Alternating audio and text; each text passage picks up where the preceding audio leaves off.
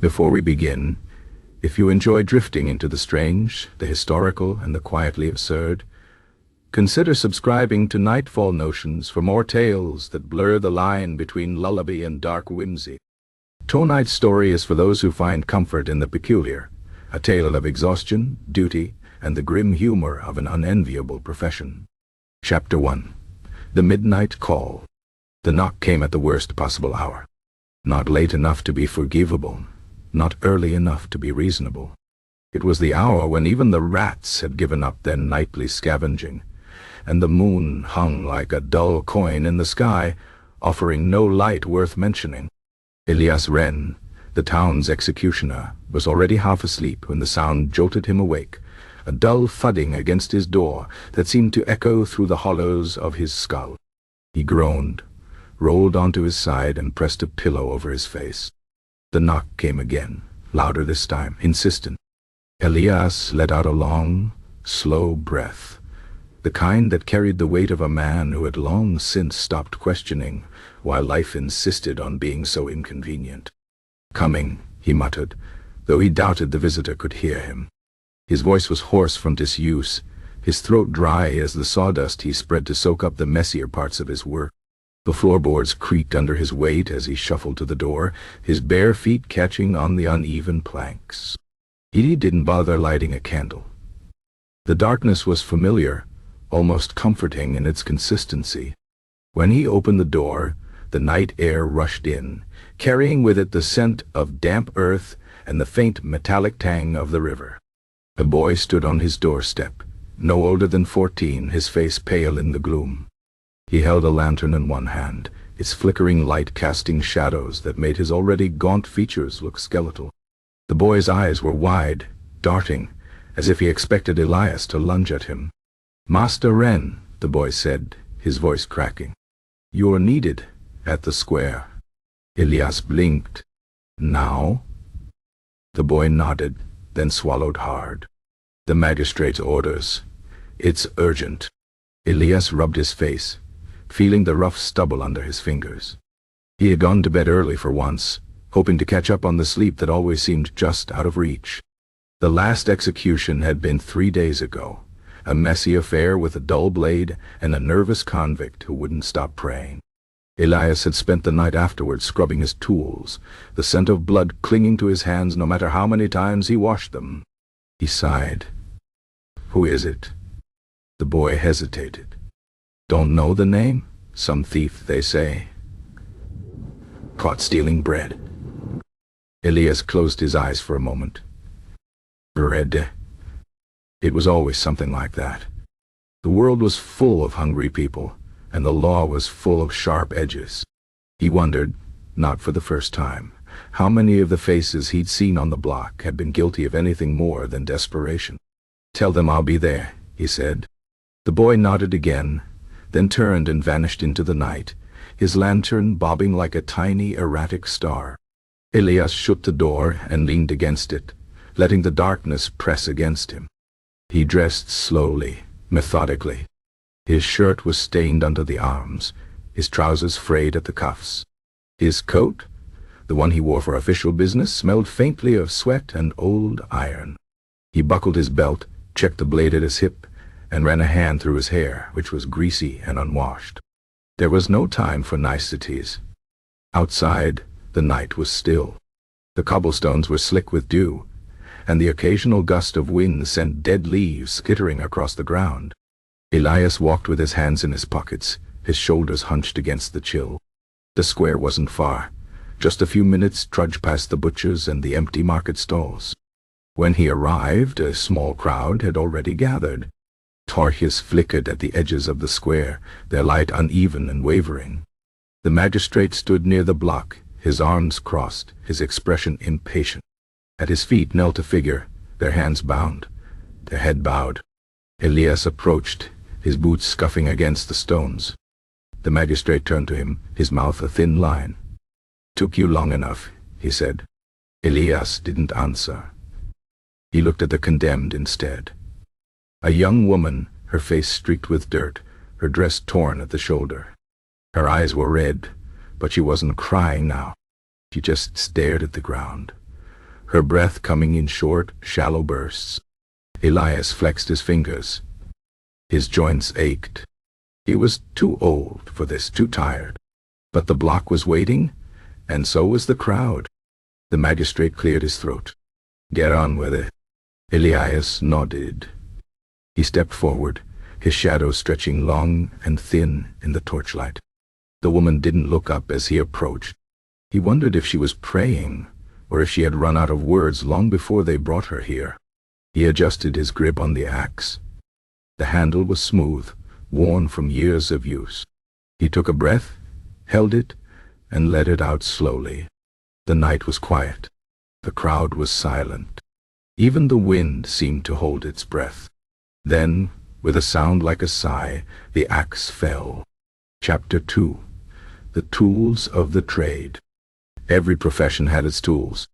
The cobbler had his awl, the baker his paddle, the barber his razors. Elias Ryn, executioner of Blackvale, had his own collection, objects that in any other hands might have seemed ordinary. But in his, they were instruments of finality. His most trusted companion was the axe. It was not a grand thing, not some ceremonial weapon polished to a gleam for the admiration of the crowd. It was a workman's tool, plain and unadorned, its edge kept sharp not out of reverence for the act, but because a dull blade made a mess. The handle was oak, darkened with years of sweat and blood, the grain worn smooth where his fingers gripped it. He knew its weight, its balance, the way it sighed through the air before impact. It was, in its own way, predictable, unlike the people he used it on. Then there was the block. A simple thing, really. Just a chunk of wood, its surface stained beyond recognition. It had started its life as part of an oak somewhere, probably imagining a nobler fate as a table or door. Instead, it had been carved into this, a platform for the final bow.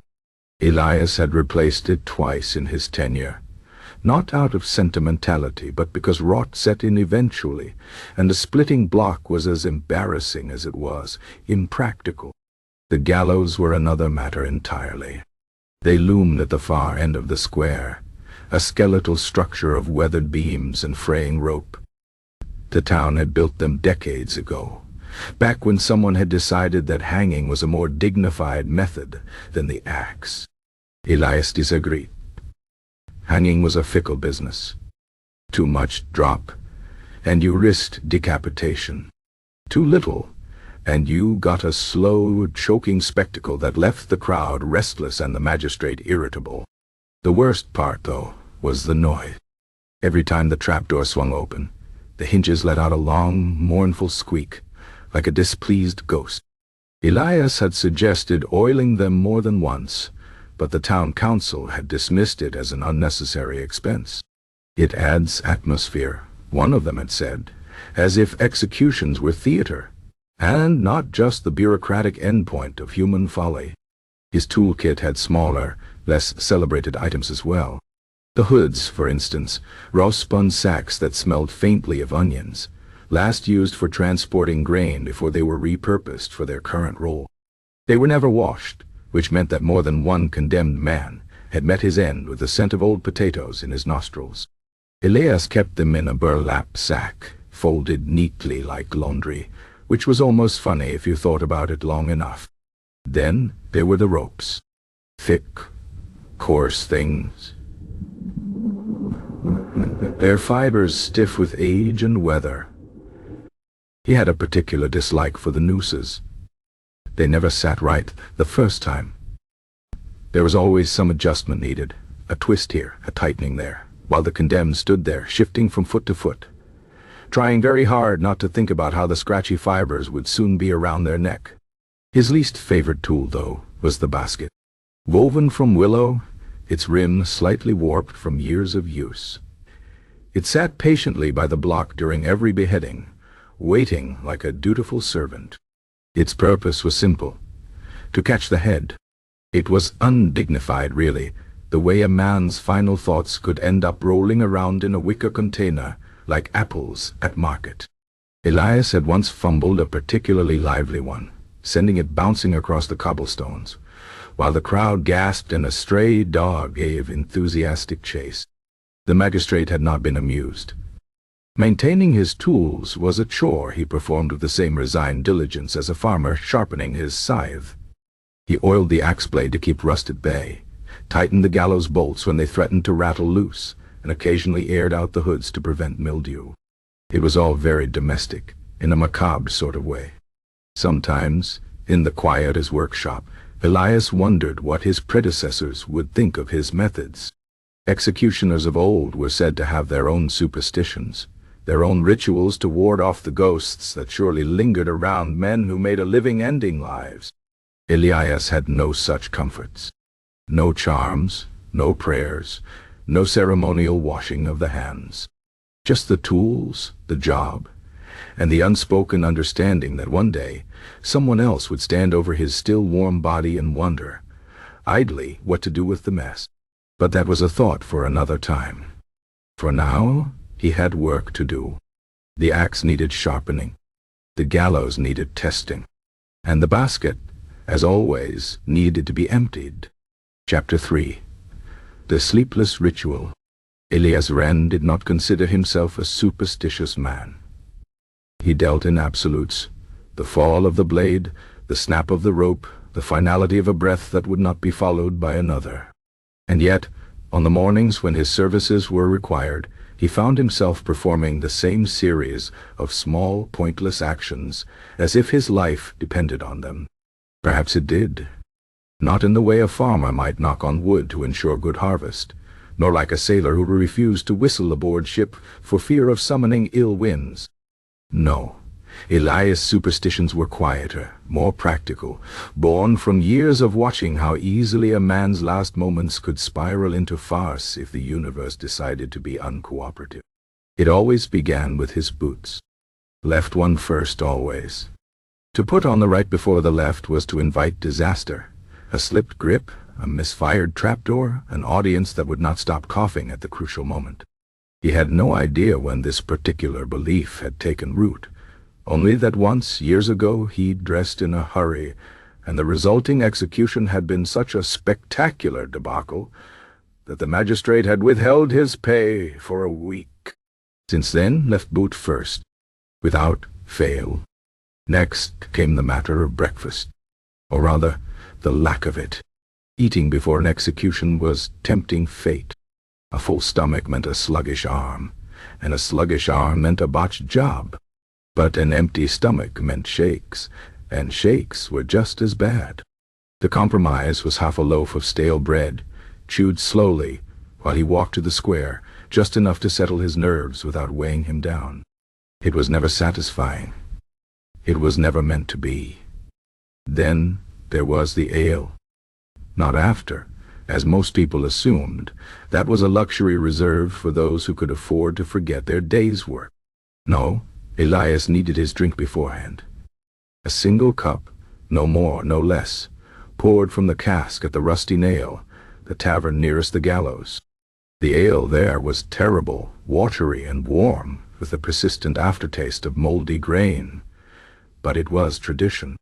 The owner, a woman named Marta, with a permanent squint and a laugh like a rusted hinge, had been pouring his pre-execution drink for 15 years. She never commented on it. Neither did he. It was simply part of the ritual, as unremarkable as sunrise. Today, however, the universe seemed determined to test his patience. The moment he pushed open the tavern's door, he knew something was wrong. The usual crowd of pre-dawn drinkers, night watchmen finishing their shifts, bakers covered in flour, the occasional insomniac nobleman slumming it among the common folk, was absent. Instead, the room was empty save for Marta, who stood behind the bar with her arms crossed, and a scowl that could curdle milk. "No ale," she said before he could even open his mouth. Elias blinked. "What? Barrels sour. Entire batch. Tastes like something died in it, which, given how old that cask was, might not be far off." She shrugged. "You're welcome to try it, but I wouldn't." This was unacceptable. Worse, it was unprecedented. In all his years of visits, the ale had never once been undrinkable. Ah, yes, but not absenting. Elias stared at her, waiting for the punchline, but Marta merely wiped her hands on her apron and jerked her chin toward the door. Try the hanged man down the lane. They might have something. The hanged man. The irony was almost funny. Almost. Grudgingly, Elias turned and stepped back into the gray light of dawn. The hanged man was not his usual haunt. It was the kind of place where the floor stuck to your boots and the patrons eyed strangers like they were weighing them for a coffin. Still, needs must. The tavern was, predictably, dim and reeking of spilled beer and unwashed bodies. A handful of men hunched over their drinks, their postures telegraphing a universal desire to be left alone. The barkeep, a wiry fellow with a scar running from eyebrow to chin, looked up as Elias entered. "Help you?" "Ali." Elias dropped a coin on the counter. "Just one."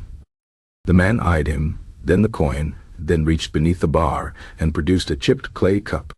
He filled it from a cask that, mercifully, did not smell of death. Elias took a cautious sip. It was marginally better than Marta's, stronger, at least with a smoky undertone that suggested someone had at least trying to brew it properly.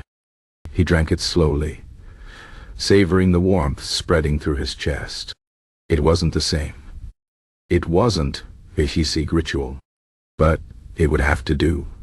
By the time he reached the square, the sun had fully risen, casting long shadows across the cobblestones. The usual crowd was beginning to gather, shopkeepers taking a break from their stalls, children darting between legs for a better view. The bored and the curious and the vengeful all drawn together by the promise of spectacle. The magistrate stood near the block, tapping his foot impatiently. "Cutting it close, Wren," he muttered as Elias approached. Elias ignored him. He had one last superstition to attend to. Reaching into his pocket, he pulled out a single worn copper coin, his payment from the very first execution he'd ever performed. He rubbed it between his fingers 3 times, then tucked it back away. For luck. Or stubbornness. Or maybe just because, after all these years, he couldn't imagine doing it any other way. The prisoner, a thin man with the sallow complexion of someone who'd spent too long in a cell, was already kneeling at the block. His hands were bound, his shoulders hunched. He didn't look up as Elias stepped into place. Left boot forward. A deep breath. The weight of the axe familiar in his hands. Somewhere in the crowd, a child laughed. Elias raised the blade. The ritual was complete. Chapter 4. The crowd's insomnia. There was something unnatural about the people who came to watch executions. Not the act itself, death was a universal certainty after all, but the sheer, unrelenting enthusiasm with which they greeted it. No hour was too early, no weather too foul, no crime too trivial to keep them away. If a man was scheduled to meet his end at dawn, the crowd would be there before the roosters had even considered stirring. If the gallows were erected in a downpour, they would stand ankle-deep in mud, hats soaked through, eyes gleaming with anticipation. Elias had long since given up trying to understand it. He supposed it was the same impulse that drew people to carriages overturned in ditches or houses consumed by fire, the irresistible pull of watching misfortune unfold at a safe distance. But executions were different.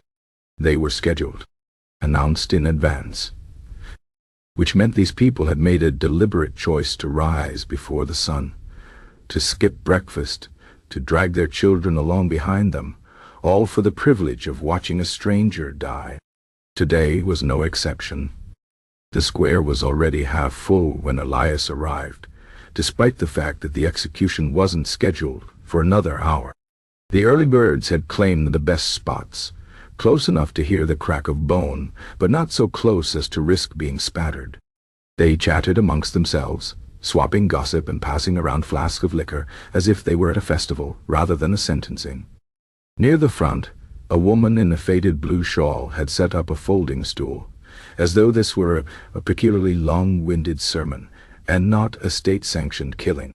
She was knitting, the needles clicking together with metronomic precision, her eyes flicking up every few seconds to check rest of the guards assembling the block. Beside her, a man in a patched coat was explaining to anyone who would listen that he'd seen a dozen executions in his time, and this one would surely be a disappointment by comparison. The one last winter, now that was a proper job, he declared, jabbing a finger in the air for emphasis.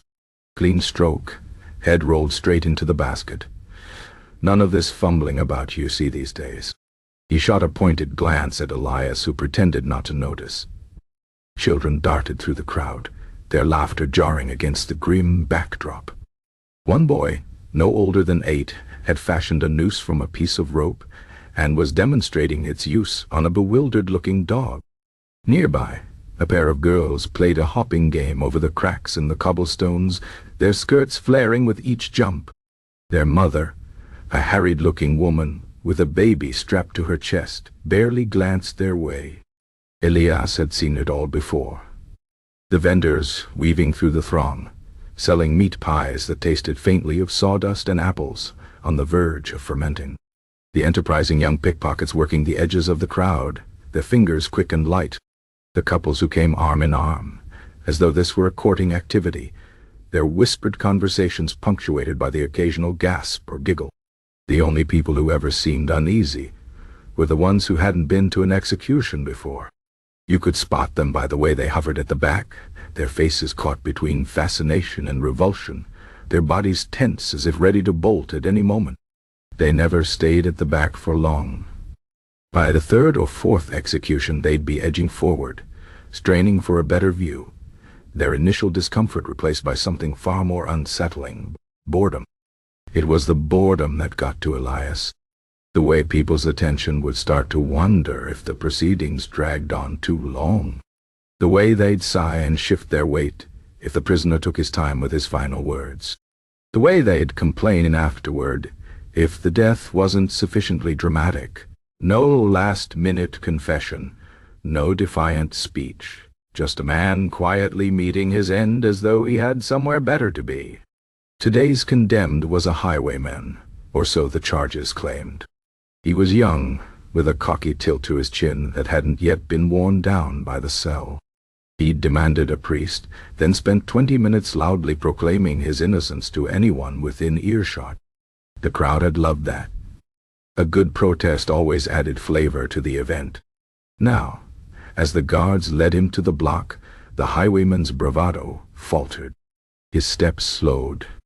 His eyes darted across the faces watching him, as if searching for one that might offer reprieve. The crowd leaned in, their collective breath held. This was the moment they'd come for. The crack in the armor, the realization dawning. The highwayman's knees hit the wood with a thud. His shoulders sagged. A murmur rippled through the onlookers, equal parts satisfaction and disappointment. It was always more fun when they fought. Elias adjusted his grip on the axe. The crowd fell silent. The knitting needles stopped clicking. Even the children paused their games, sensing the shift in the air. For a heartbeat, there was perfect stillness. Then the axe fell. The spell broke. The crowd exhaled as one, their chatter rising immediately, voices overlapping as they dissected the event with the critical eye of seasoned reviewers. Did you see how his fingers twitched? I've seen cleaner cuts. Reprieve hanged him, more entertaining that way. Elias wiped his blade on the cloth provided. Another small ritual, another meaningless gesture, and ignored them all. The crowd would disperse soon, trickling back to their homes and shops and daily lives, their appetites sated for now. But he knew they'd be back. They always came back. Somewhere in the throng, a child's voice piped up, bright with curiosity. "Mama, when's the next one?" Chapter 5. The Condemned's Last Joke. In all his years as an executioner, Elias Wren had learned one undeniable truth. The condemned loved to talk. Some wept, some prayed, some spewed vitriol at the crowd, the magistrate, or God himself. But the ones Elias remembered, the ones that lingered in his mind long after their heads had rolled, were the ones who chose to laugh. There was something profoundly unsettling about a man cracking jokes with the axe hovering above his neck. It was as if, in those final moments, they had peeled back the curtain of life and glimpsed the absurdity lurking behind it. And so they quipped. They teased. They delivered punchlines with impeccable timing, as though death were nothing more than the world's longest-running comedy act, and they had just been handed the starring role. Elias' first encounter with gallows humor had been early in his career. The condemned was a pickpocket, a wiry little man with a face like a crumpled handkerchief. When Elias had approached with the hood, the man had grinned up at him, revealing a mouthful of crooked teeth. "Careful with that, mate," he'd said. "Last time something covered my face, I woke up married." The crowd had roared. Elias, unsure how to respond, had yanked the hood down harder than necessary. Since then, he'd heard every variation of final jest imaginable. There was the forger who'd asked if Elias could spare a few inches off the top, just to make it look like he'd died in style. The poacher who'd requested a running start, claiming he could clear the gallows if given half a chance. The adulterous nobleman who'd turned to the magistrate and said, quite earnestly, "I do hope my wife will be here to see this. It's the only appointment I've ever kept on time."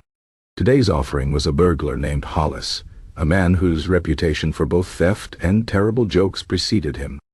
He'd spent his last night in cell composing what he called his final masterpiece, which he'd been reciting to anyone within earshot since dawn. As the guards led him to the block, he was mid-routine. "So the hangman says to the priest," Hollis wheezed, his breath fogging in the morning air, "if you think this is bad, you should see what they do to heretics."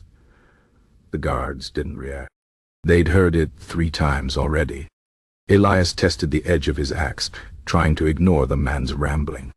It never paid to engage. Once you started, they never stopped. Hollis, undeterred by the lack of audience participation, squinted up at the sky. "Bit cloudy for an execution, isn't it? Suppose I should be grateful. Sunburn on my neck would really ruin the moment." A snort came from the crowd. Hollis perked up like a performer sensing life in a dead room. "Ah, someone appreciates fine comedy." He twisted in his restraints to address his newfound fan. "Tell me, friend, do you know why executions are always scheduled for mornings?" The spectator, a farmer by the look of him, shook his head. "Because the crowds are hungrier before lunch," Hollis bellowed, delighted with himself. A few groans answered him. Elias sighed and adjusted his grip on the axe. The magistrate, never one for prolonged frivolity, cleared his throat. "Any last words of substance, prisoner?" Hollis considered this. "Well, I did compose a poem." The magistrate pinched the bridge of his nose. "Must we?" "It's very short," Hollis protested. He drew himself up with what dignity a kneeling man could muster, and intoned, "Here lies poor Hollis, this thief and knave. He stole your goods but couldn't save his own neck from the blade so keen. At least I'll die well pressed and clean." He grinned triumphantly.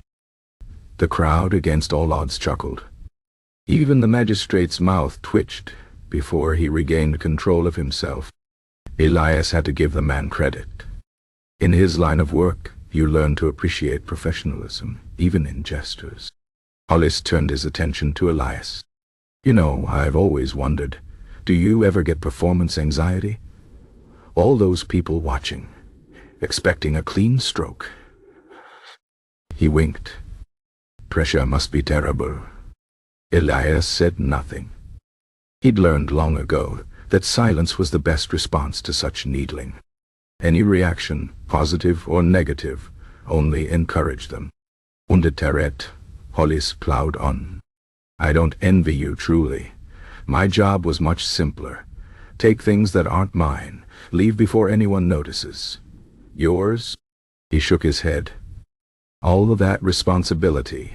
One wrong move, and suddenly you're the talk of the town for all the wrong reasons. The magistrate had heard enough.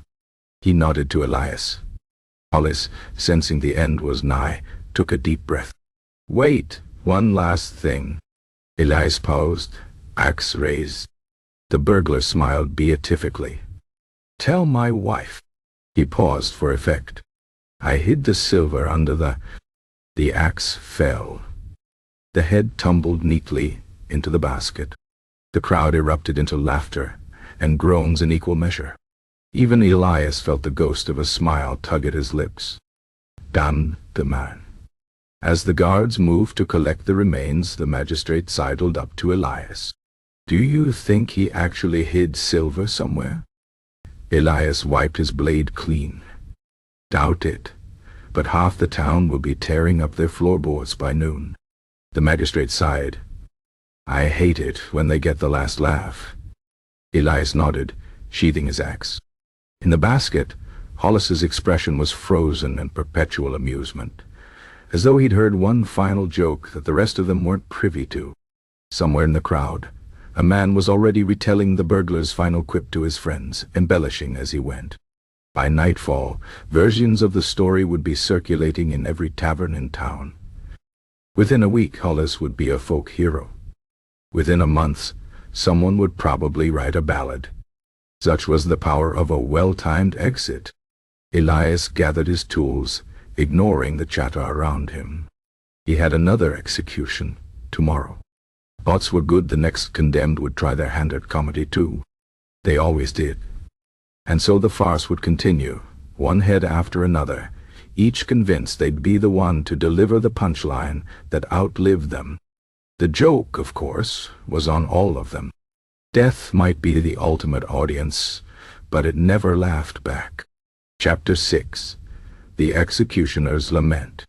There were nights when Elias Wren lay awake, staring at the ceiling, listening to the mice scuttle in the walls, and wondered how exactly his life had come to this.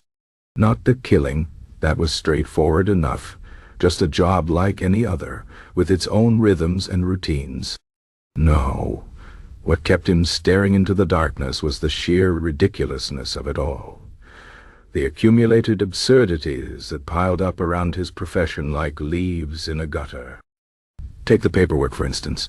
Nobody ever mentioned the paperwork. Every execution required forms in triplicate, receipts for the burial shroud, itemized lists of tools used, all to be submitted to the magistrate's office by noon the following day. It was enough to make a man nostalgic for the old days, when executioners were outlaws themselves, roaming from town to town, leaving nothing behind but bloodstains and bad memories. Now he had to account for every drop of ink, every inch of rope. Once they docked his pay because he'd failed to properly document the disposal of a particularly stubborn hood that had started growing mold. Then there were the complaints. The family of the deceased always had something to say, whether it was about the angle of the stroke, or the quality of the coffin, or the fact that the deceased's favorite shirt had been ruined. As if Elias had time to worry about fashion while separating a man's head from his shoulders. Last month, a widow had berated him for nearly an hour because her husband's beard had been slightly askew in the casket. Never mind that the man had been a notorious arsonist who burned down 3 barns. The important thing was that his whiskers were presentable. The worst part, though, was the exhaustion. It clung to him like a second skin, this permanent weariness that no amount of sleep could shake. He tried everything. Herbal teas, tinctures from the apothecary, even, in a moment of desperation, visiting the local wise woman, who'd given him a charm that smelled suspiciously like onions and done absolutely nothing. The truth was, no amount of folk remedies could cure the fatigue that came from spending your life ushering people out of theirs. Tonight was particularly bad. The Hollis execution had gone well enough, quick, clean, and with minimal fuss once the jokes were done, but something about it had stuck in his craw. Maybe it was the way the crowd had laughed so easily. Maybe it was how Hollis had seemed almost cheerful about the whole affair. Or maybe it was just the accumulated weight of too many midnights, too many dawns spent standing in the same spot, holding the same axe, watching the same play unfold with different actors. Elias rolled onto his side, the straw mattress crunching beneath him. Outside, an owl hooted, its call echoing through the empty streets. He wondered if it was the same one that had been keeping him company these past few nights, a silent witness to his insomnia. There was something comforting about its persistence, its refusal to keep normal hours. At least he wasn't alone in his wakefulness.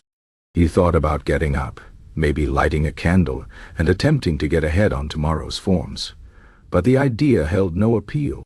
Instead, he stared at the faint outline of his axe leaning against the far wall, its edge catching what little moonlight filtered through the shutters. How many times had he sharpened that blade? How many more times would he have to do it before someone else took up the mantle? The thought gave him pause. Who would replace him when the time came? There were no eager apprentices lining up to learn the trade. No young men dreaming of a future in state-sanctioned homicide. The last executioner in the region had died without passing on his knowledge, and rumor had it they'd had to bribe a butcher to fill in until Elias could be persuaded to take the job. What happened when he was gone? Would they drag some other unwilling soul into service? Or would they finally realize how ridiculous the whole system was, and find a more civilized way to deal with their criminals? Elias snorted at the thought. Civilization had nothing to do with it. Men had been killing each other with increasing efficiency since the dawn of time, and no amount of paperwork or polite conversation was going to change that. The methods might evolve, from clubs to swords to axes to whatever came next, but the end result was always the same. Someone had to swing the blade. Someone had to bear witness. Someone had to lie awake afterward, counting the cracks in the ceiling while the rest of the world slept peacefully. The owl called again, closer this time. Elias closed his eyes, not because he expected sleep to come, but because it was easier than staring into the dark any longer. Somewhere in the distance a dog barked, setting off a chain reaction of yips and howls that spread through the town like wildfire. Life went on, even at this hour. People dreamed, or didn't. Babies cried. Lovers whispered. And Elias Wren, executioner of Blackvale, lay perfectly still, waiting for a dawn he knew would come too soon. Tomorrow there would be another name on the docket. Another set of forms to fill out. Another crowd eager for spectacle. And he would be there, boots laced left foot first, stomach empty but for a crust of bread, ready to do his duty with all the precision and weariness he could muster. The owl fell silent. The dogs settled. Somewhere in the house a floorboard creaked, though no one else lived there. Elias breathed in, breathed out, and wondered if this was what eternity felt like. An endless repetition of the same motions, the same thoughts, the same exhaustion, stretching onward until even death seemed like too much effort. Outside, the first hint of gray touched the horizon. Morning, relentless as ever, was coming. Chapter 7. The Noble's Whims. If there was one thing Elias had learned in his years as an executioner, it was that nobility had an uncanny ability to turn even the most straightforward beheading into an elaborate farce. Common criminals died simply, a quick prayer if they wanted it, a moment to collect themselves if they were lucky, then the axe fell and it was done. But nobles demanded spectacle. Nobles required pageantry. And worst of all, nobles invariably changed their minds at the last possible moment, leaving everyone involved scrambling to accommodate their latest whim. Elias had once been summoned at midnight to execute a count who had spent the entire week composing his final speech, only to decide, as the hood was being lowered over his face, that he wanted to sing it instead. The resulting performance, a 20-minute ballad about the injustices of the legal system, delivered in a voice that could charitably be described as enthusiastic, had left the crowd restless and Elias with a pounding headache that lasted for days. Then there was the Baroness, who had insisted on being executed in her wedding dress, claiming it would make a striking visual metaphor for her untimely demise. The gown's voluminous skirts had proven problematic, requiring 3 guards to hold them out of the way of the block. The whole affair had taken so long that by the time Elias finally swung the axe, half the crowd had wandered off to find lunch. But the prize for most troublesome noble undoubtedly went to Lord Edric von Hollenstein, a minor aristocrat, who had been convicted of poisoning his brother and had approached his execution with the same meticulous attention to detail that had apparently made him such an effective murderer. His list of demands had arrived a full week before the scheduled event, written in an elaborate script that took Elias nearly an hour to decipher. First, there was the matter of the block. Ordinary oak wouldn't do. It had to be mahogany, polished to a mirror shine. Then there was the axe, which von Hollenstein insisted must be imported from the northern mountains, where the steel was supposedly finer. When informed that no such weapon was available, he had sulked for 2 days before reluctantly approving Elias's regular blade, though not without multiple comments about its pedestrian craftsmanship. The day of the execution dawned gray and drizzly, the sort of weather that made even the most enthusiastic spectators think twice about lingering outdoors. Elias arrived early, as always, to find the square already abuzz with activity. A velvet-draped platform had been erected near the gallows, presumably for the magistrate and other dignitaries. A troupe of musicians tuned their instruments off to one side, looking distinctly unhappy about the hour. Von Hollenstein arrived precisely on time, looking for all the world like a man attending a particularly dull garden party. He was dressed entirely in white, a choice that struck Elias as either deeply ironic or profoundly stupid, given what was about to happen. His hair had been carefully arranged to fall just so across his shoulders, and he carried a single red rose, which he periodically lifted to his nose with a theatrical sigh. The magistrate cleared his throat. "Lord Edric von Hollenstein, you have been found guilty of—" Yes, we all know why we're here," von Hollenstein interrupted, waving a languid hand. "Shall we proceed?" The magistrate blinked. "Don't you wish to say anything? Make a final statement?" Von Hollenstein considered this. "I suppose I could recite something. I've been working on a sonnet." He turned to Elias. "You don't mind waiting, do you? Art cannot be rushed." Elias, who had been up since 3 in the morning, sharpening his pedestrian axe, said nothing. What followed was perhaps the most excruciating 15 minutes of Elias's professional life. Von Hollenstein's sonnet, titled Ode to My Own Inevitable Demise, contained no fewer than 7 metaphors comparing death to various types of fruit, and at least 3 lines that didn't rhyme, no matter how creatively one pronounced them. The crowd, initially intrigued, began shifting restlessly halfway through. One of the musicians surreptitiously checked his pocket watch. Finally, mercifully, the poem ended. Von Hollenstein took a deep bow, then turned to Elias. "I'm ready now." Elias raised the axe. "Wait." The axe hovered mid-air. Von Hollenstein frowned. "I just realized. Shouldn't the musicians play something? It feels wrong without music." The magistrate pinched the bridge of his nose. "What would you like them to play?" "Something uplifting, but not too fast. I don't want it to feel rushed."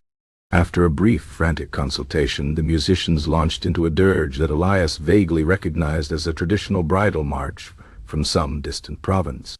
It was, by any objective measure, terrible, slow, mournful, and punctuated by frequent wrong notes as the players struggled to remember the arrangement.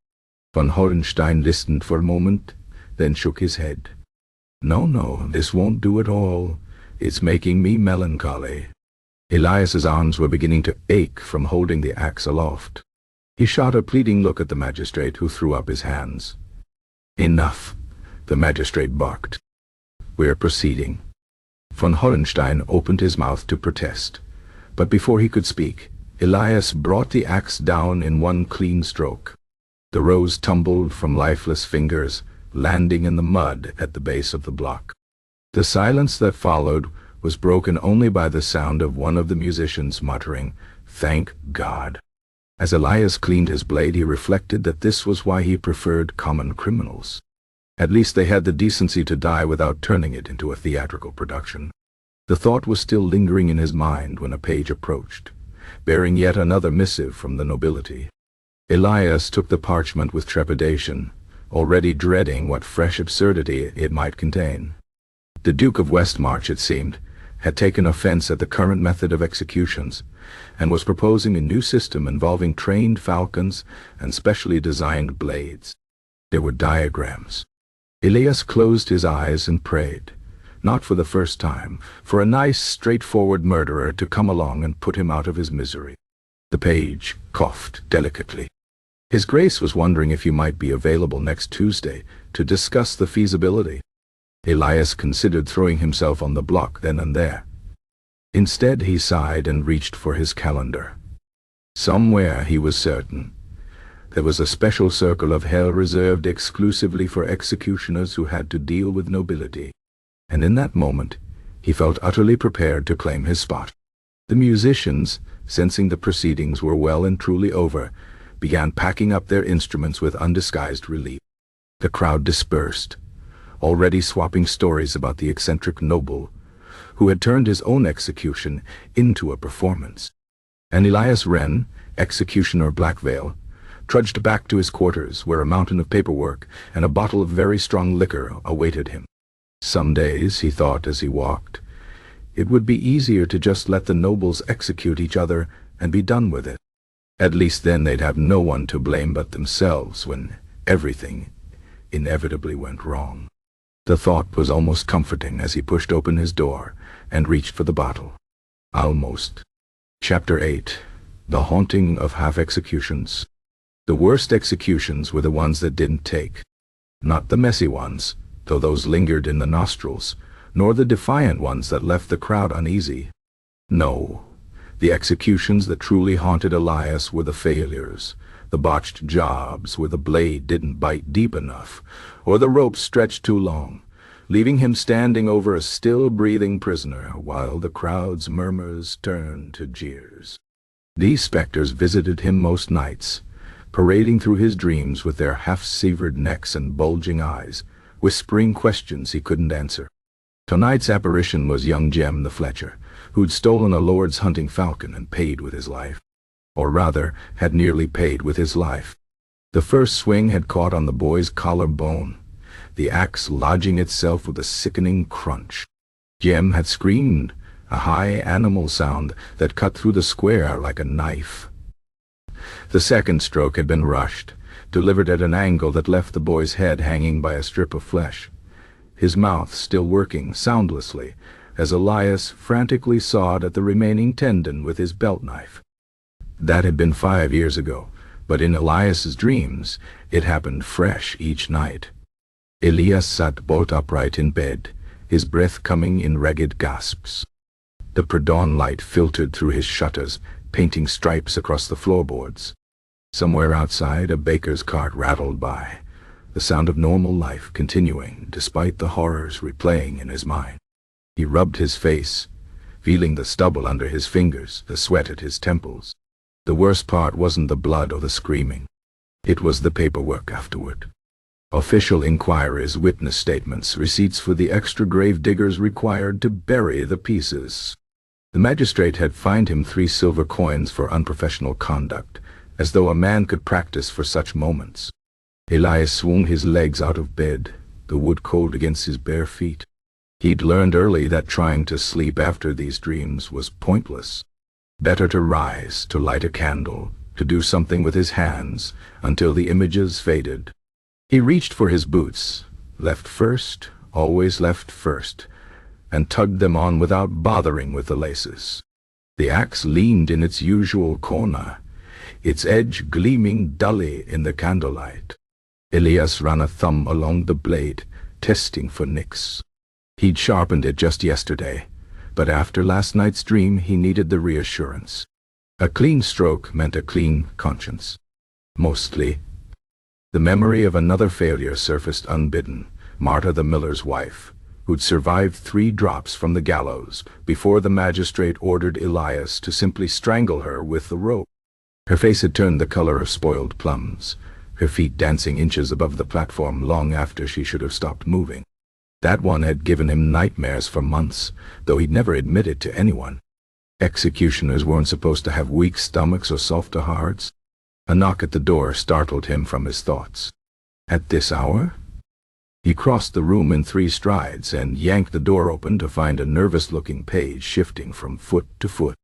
"Master Wren," the boy said, his voice cracking. "You're needed at the prison. There's been an incident." Elias didn't bother asking what kind of incident. There was only ever one kind that required his presence at such an hour. He grabbed his coat and followed the boy into the gray morning. The prison stank of despair and old urine, a smell that never quite washed out no matter how often the guards sluiced the floors. The warden, a perpetually sweating man named Girth, met them at the entrance, his jowls quivering with barely contained distress. "It's the highwayman from Lastford," Girth said, mopping his brow with a dirty handkerchief. "Hung him at dawn, just as ordered. Only what?" Gort swallowed hard. "Only he won't die." The cell was worse than Elias expected. The highwayman, a brawny brute named Cole, dangled from the ceiling beam, his toes brushing the straw-strewn floor. His face had gone dark as old beef, his tongue protruding obscenely, yet his chest still rose and fell in shallow, ragged breaths. Every few seconds, his legs would twitch, sending him spinning slowly at the end of the rope, like some macabre child's toy.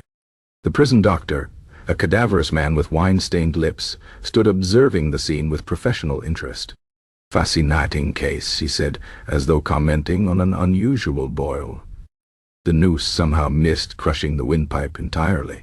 He's suffocating, of course, but at this rate it could take hours. Cole's eyes rolled toward Elias, filled with a terrible awareness. His lips moved soundlessly, shaping what might have been a plea or a curse. Elias had seen enough. He drew his knife and stepped forward, grabbing Cole's kicking legs to still them. "This isn't an execution," he muttered. "It's torture." One quick slash severed the rope above the noose.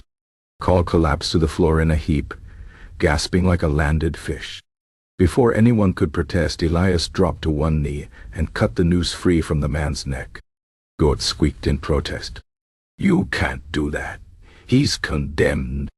Elias didn't look up from where he was checking Cole's pulse. The skin beneath the rope burn was already turning purple, but the highwayman's heartbeat was strong and steady. "He's been hanged," Elias said flatly. "Sentence is carried out. If he lives, that's God's will." The doctor chuckled. "Technically correct. English common law states that if a condemned man survives his execution, he must be released. It's considered divine intervention." Gort looked as though he might burst into tears. "But the magistrate can take it up with the Almighty," Elias said, standing. His knees popped, a reminder that he was getting too old for this nonsense. "Get him water and a blanket. If he's alive by noon, you'd best start thinking about where he'll go." As he left the prison, the first true rays of sunlight broke over the rooftops. Elias tilted his face upward, letting the weak warmth wash over him. Somewhere in the town behind him, Cole was coughing his way back to life. Somewhere ahead, another execution loomed on tomorrow's docket. And tonight, without doubt, the ghosts would come again. Jem with his half-severed head, Marta with her dancing feet, now joined by Cole with his unbreakable neck. They would whisper their accusations, their whys and hows, and Elias would have no answers for them. He turned toward home, shoulders bowed under the weight of his office. There was ale in his cupboard and paperwork to complete, and perhaps, if he was very lucky, a few hours of dreamless sleep before the next execution. The thought was almost funny. In all his years, Elias Wren had never once been lucky. Chapter 9. The Economics of Blood. The town of Blackvale paid its executioner in 3 currencies: coin, contempt, and whatever the magistrates could get away with not paying at all. Elias kept meticulous records in a battered ledger, its pages stained with ink, ale, and once, memorably, a drop of blood from that messy business with the cooper's apprentice. The entries told a story of their own, a chronicle of civic frugality and creative accounting that would make a tax collector weep. April 12th. 1 execution by hanging. Whims to be. Payment promised. 3 silver pennies. Payment received. 2 pennies and a chicken, bartered for flour. May 3rd. 2 executions, axe and gallows. Payment promised. 6 pennies. Payment received. 4 pennies and goodwill of the town council worthless. June 17. Midnight execution, nobleman unter die Guy. Payment promised. 1 silver shilling. Payment received. 5 pennies and a bottle of alleged wine, undrinkable. Elias ran his finger down the column of unpaid balances and sighed. The chicken had been stringy, the goodwill non-existent, and the wine had stripped the varnish off his table where he'd spilled it. Officially, the position came with a yearly stipend of 10 shillings, plus per execution fees.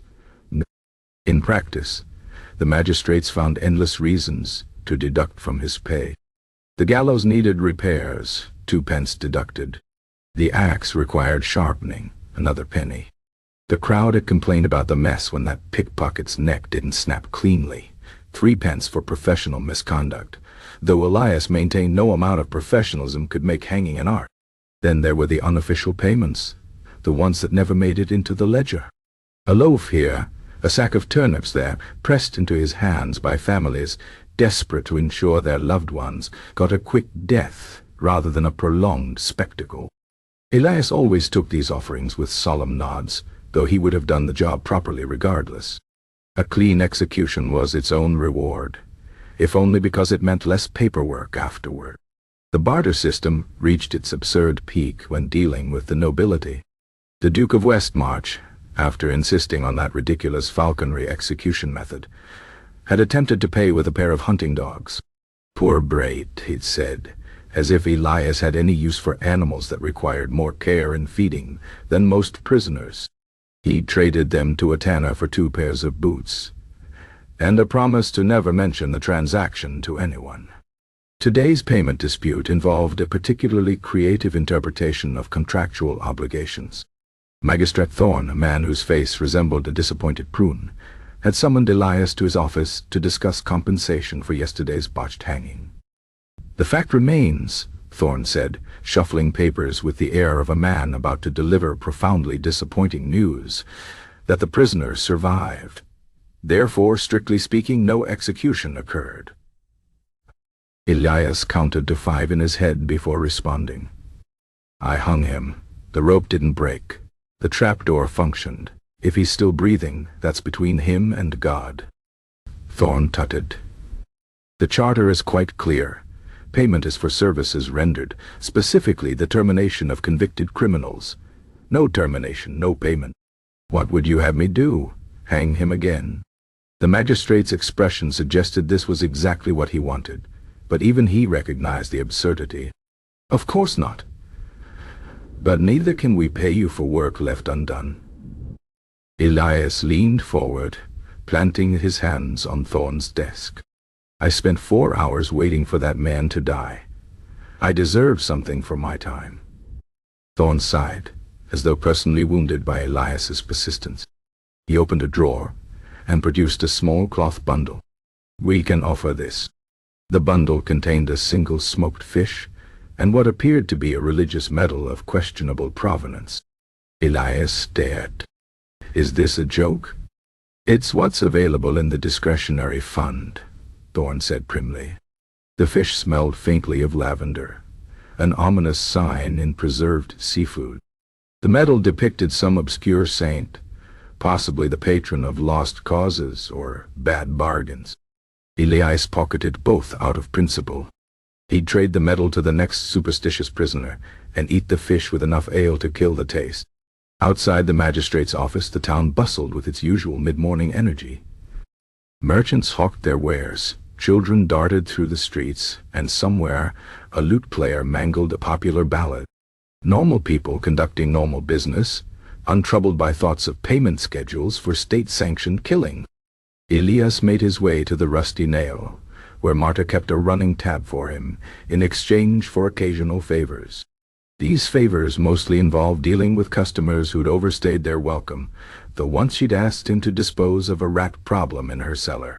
He'd pointed out that killing humans didn't necessarily qualify him for pest control, to which she'd replied that death was death, and did he want his ale or not? Today, Marta slid his usual across the counter without comment. The ale was its usual dubious quality, but at least it was consistent. Unlike his pay. "You look like a man who's been paid in buttons again," Marta observed, polishing a tankard with her apron. "Fish," Elias said. "And a Saint medal." She nodded sagely. "Could be worse. Last year they paid you in promises." Elias drank deeply. The promises had been especially worthless, coming as they did from a magistrate who was later caught embezzling and himself executed. That had been a satisfying day, though the pay had still been late. The economics of blood were simple in their way. The town needed someone to do the killing, but didn't want to acknowledge what that killing cost. So they paid in scraps and excuses, in chickens and questionable fish, in everything but the coin they owed. And Elias continued his work because someone had to, and because at the end of the day even a smoked fish was better than nothing. He signaled for another ale. The ledger could wait.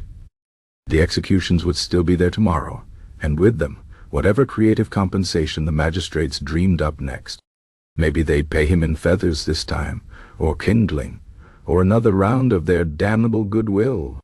Elias drank to that thought, and to the small bitter comfort that at least his accounting was honest, even if nothing else about the job was. Chapter 10. The Executioner's Apprentice. The town council had decided Elias needed an apprentice. This decision, like most decisions made by the council, was based on a combination of panic and poor financial planning. The panic came from Magistrate Thorne discovering Elias was the only executioner left in the region who hadn't been fired, imprisoned, or died under mysterious circumstances. The financial planning involved realizing it would be cheaper to train a new executioner than to keep bribing the butcher whenever Elias fell ill. Thus entered Tompkin Reed, a gangly youth with the unfortunate combination of weak constitution and weaker stomach, selected primarily because he was the only applicant. The boy had hands like overcooked noodles and a tendency to faint at the sight of blood, which made him spectacularly unsuited for the work. Worse, he couldn't stay awake to save his life, or more accurately, to end others. Their first lesson had been a disaster. Elias had set up a practice dummy, an old sack stuffed with straw and a pumpkin for a head, and demonstrated the proper stance for an overhead swing.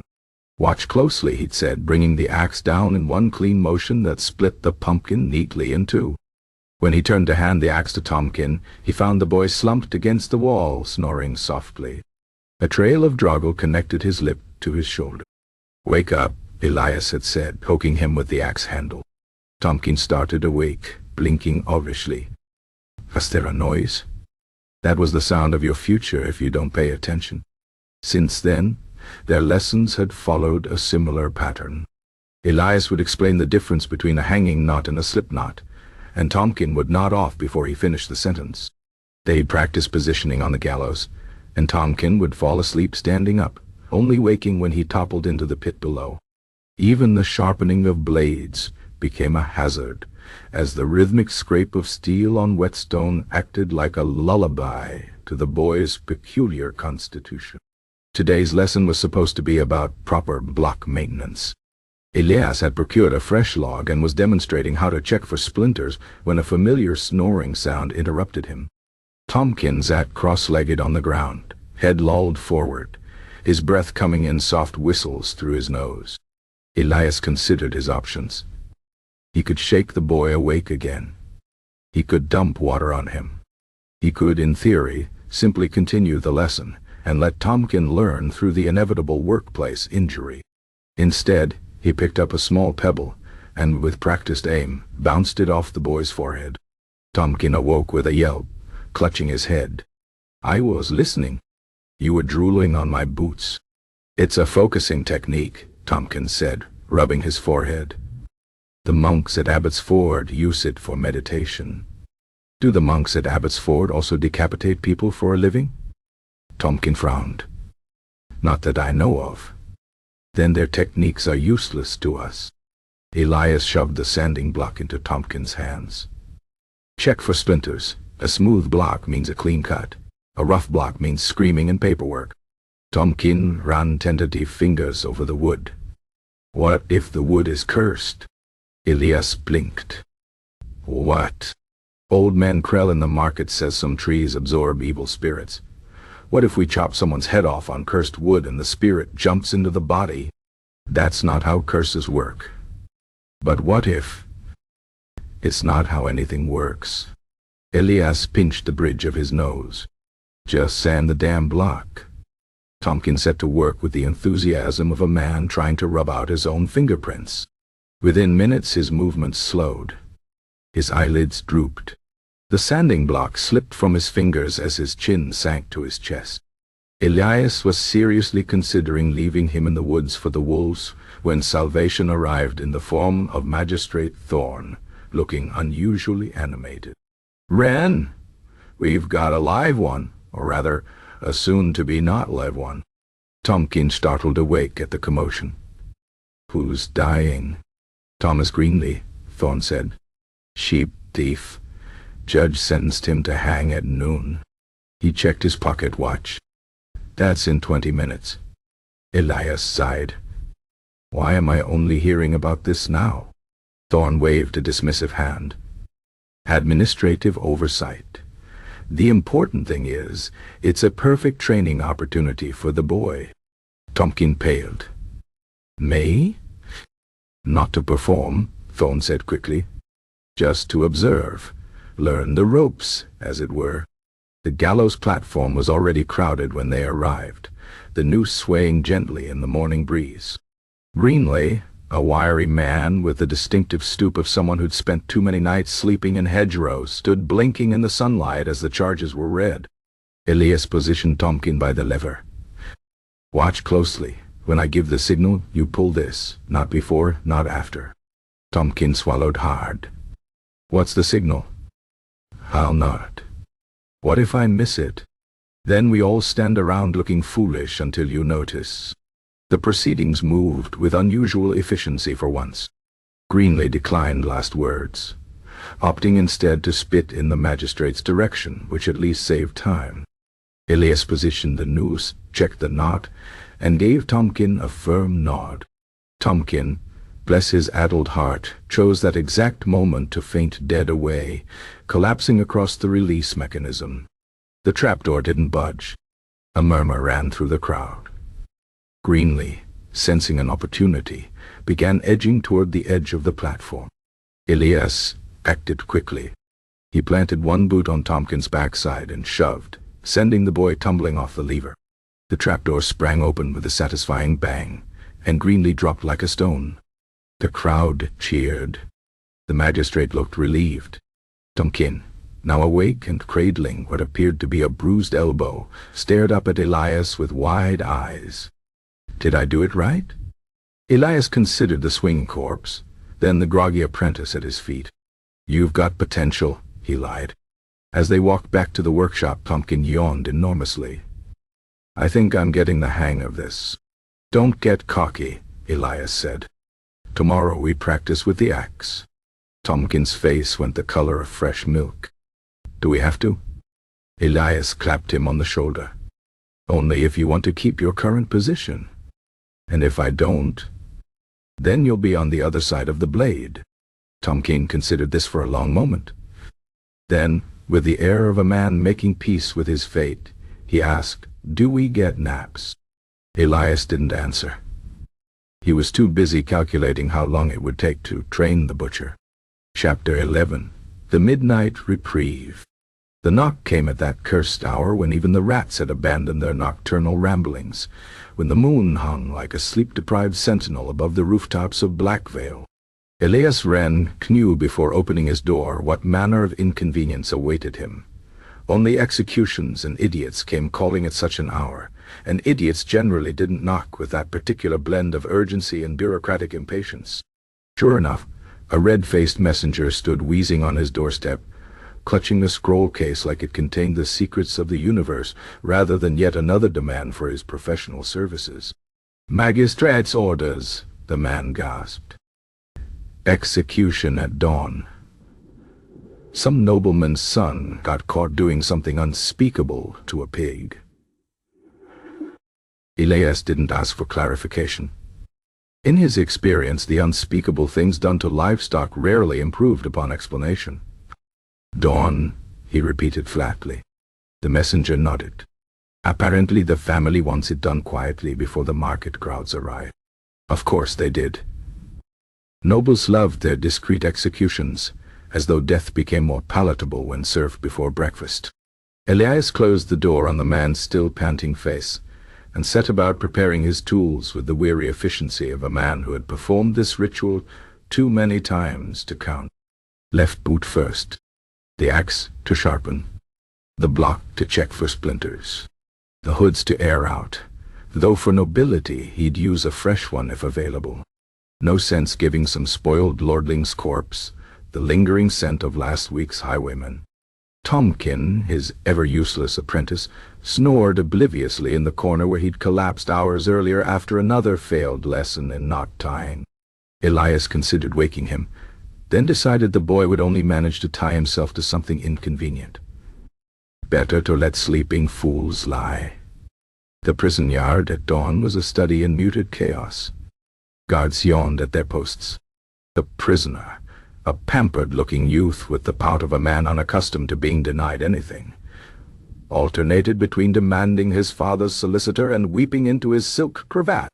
The executioner's block had been positioned on a raised platform draped in black cloth because nobility couldn't even die without proper staging.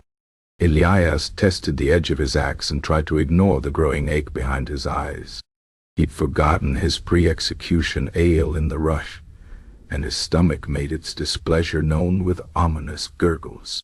The magistrate arrived in a flurry of self-importance, his robes hastily donned, and his wig slightly askew. "Let's get this over with," he muttered, clearly sharing Elias's enthusiasm for early mornings and dead noble sons. Just as the guards were dragging the weeping young lord to the block, just as Elias was mentally calculating whether he'd have time for a nap before lunch, the unthinkable happened. A horn sounded. Hooves clattered on cobblestones. A rider in royal livery came barreling into the yard, his horse lathered and wild-eyed from hard riding. "Reprieve," he shouted, waving a parchment above his head like a talisman. "Royal pardon." A collective groan went up from the assembled guards, officials, and sundry early risers who'd gathered for the show. The prisoner promptly fainted. The magistrate looked ready to strangle someone, possibly himself. Elias lowered his axe with glacial slowness. "Let me guess," he said to no one in particular. "The pig survived." The messenger shook his head. "Worse. The Duke made a sizable donation to the royal coffers." He leaned in conspiratorially. "Enough to fund a new wing at the palace, or so I hear." Of course. Elias had seen this dance before. Wealthy families love to wait until the last possible moment, letting their wayward scions sweat through a night in the cells before swooping in with their purchased mercy. It made the pardon seem more dramatic, more meaningful. Never mind the wasted time, the disrupted schedules, the executioner standing around like a fool with his axe growing heavier by the minute. The magistrate snatched the pardon and scanned its contents with mounting irritation. "This is dated yesterday," he snapped. The messenger shrugged. Traffic on the King's Road was terrible. As the guards revived the prisoner to deliver the good news, Elias began the tedious process of packing up his unused tools. The block would need to be returned to storage. The axe wiped down. The fresh hood folded away for next time, because there was always a next time. Tompkin, who had somehow slept through the entire debacle, chose this moment to wander into the yard, rubbing his eyes. "Did I miss it?" he asked around a yawn. Elias considered the still sniveling nobleman, the irate magistrate, the guards muttering about wasted time. He looked at his apprentice, then at his axe, then back at his apprentice. "Not yet," he said. Tompkin paled. "I was joking." "Who said I was?" Elias shouldered his tools and trudged toward the gate. Behind him, the Reprieve nobleman was already demanding breakfast and a hot bath, as though the prison were some substandard inn rather than the place he'd nearly lost his head. The walk back to his quarters passed in a haze of exhaustion and thwarted purpose. He'd been ready to do his job. He'd prepared. He'd risen before dawn and foregone his ale. And for what? So some spoiled brat could learn exactly nothing from his near-death experience? As he pushed open his door, the sight of his unmade bed called to him like a siren song. The axe could wait. The tools could stay in their bag. Right now, all Elias wanted was a few hours of oblivion before the next summons came. He barely pulled off his boots before Tompkin's snores filled the room again. The boy had collapsed face first onto his straw pallet, dead to the world. Elias blew out the candle and lay in the dark, listening to the sounds of the waking town outside his window. Somewhere, a Reprieve nobleman was complaining about the quality of prison porridge. Somewhere, a magistrate was drafting angry letters about wasted time. And here he was, an executioner without an execution, too tired to sleep and too awake to properly rest.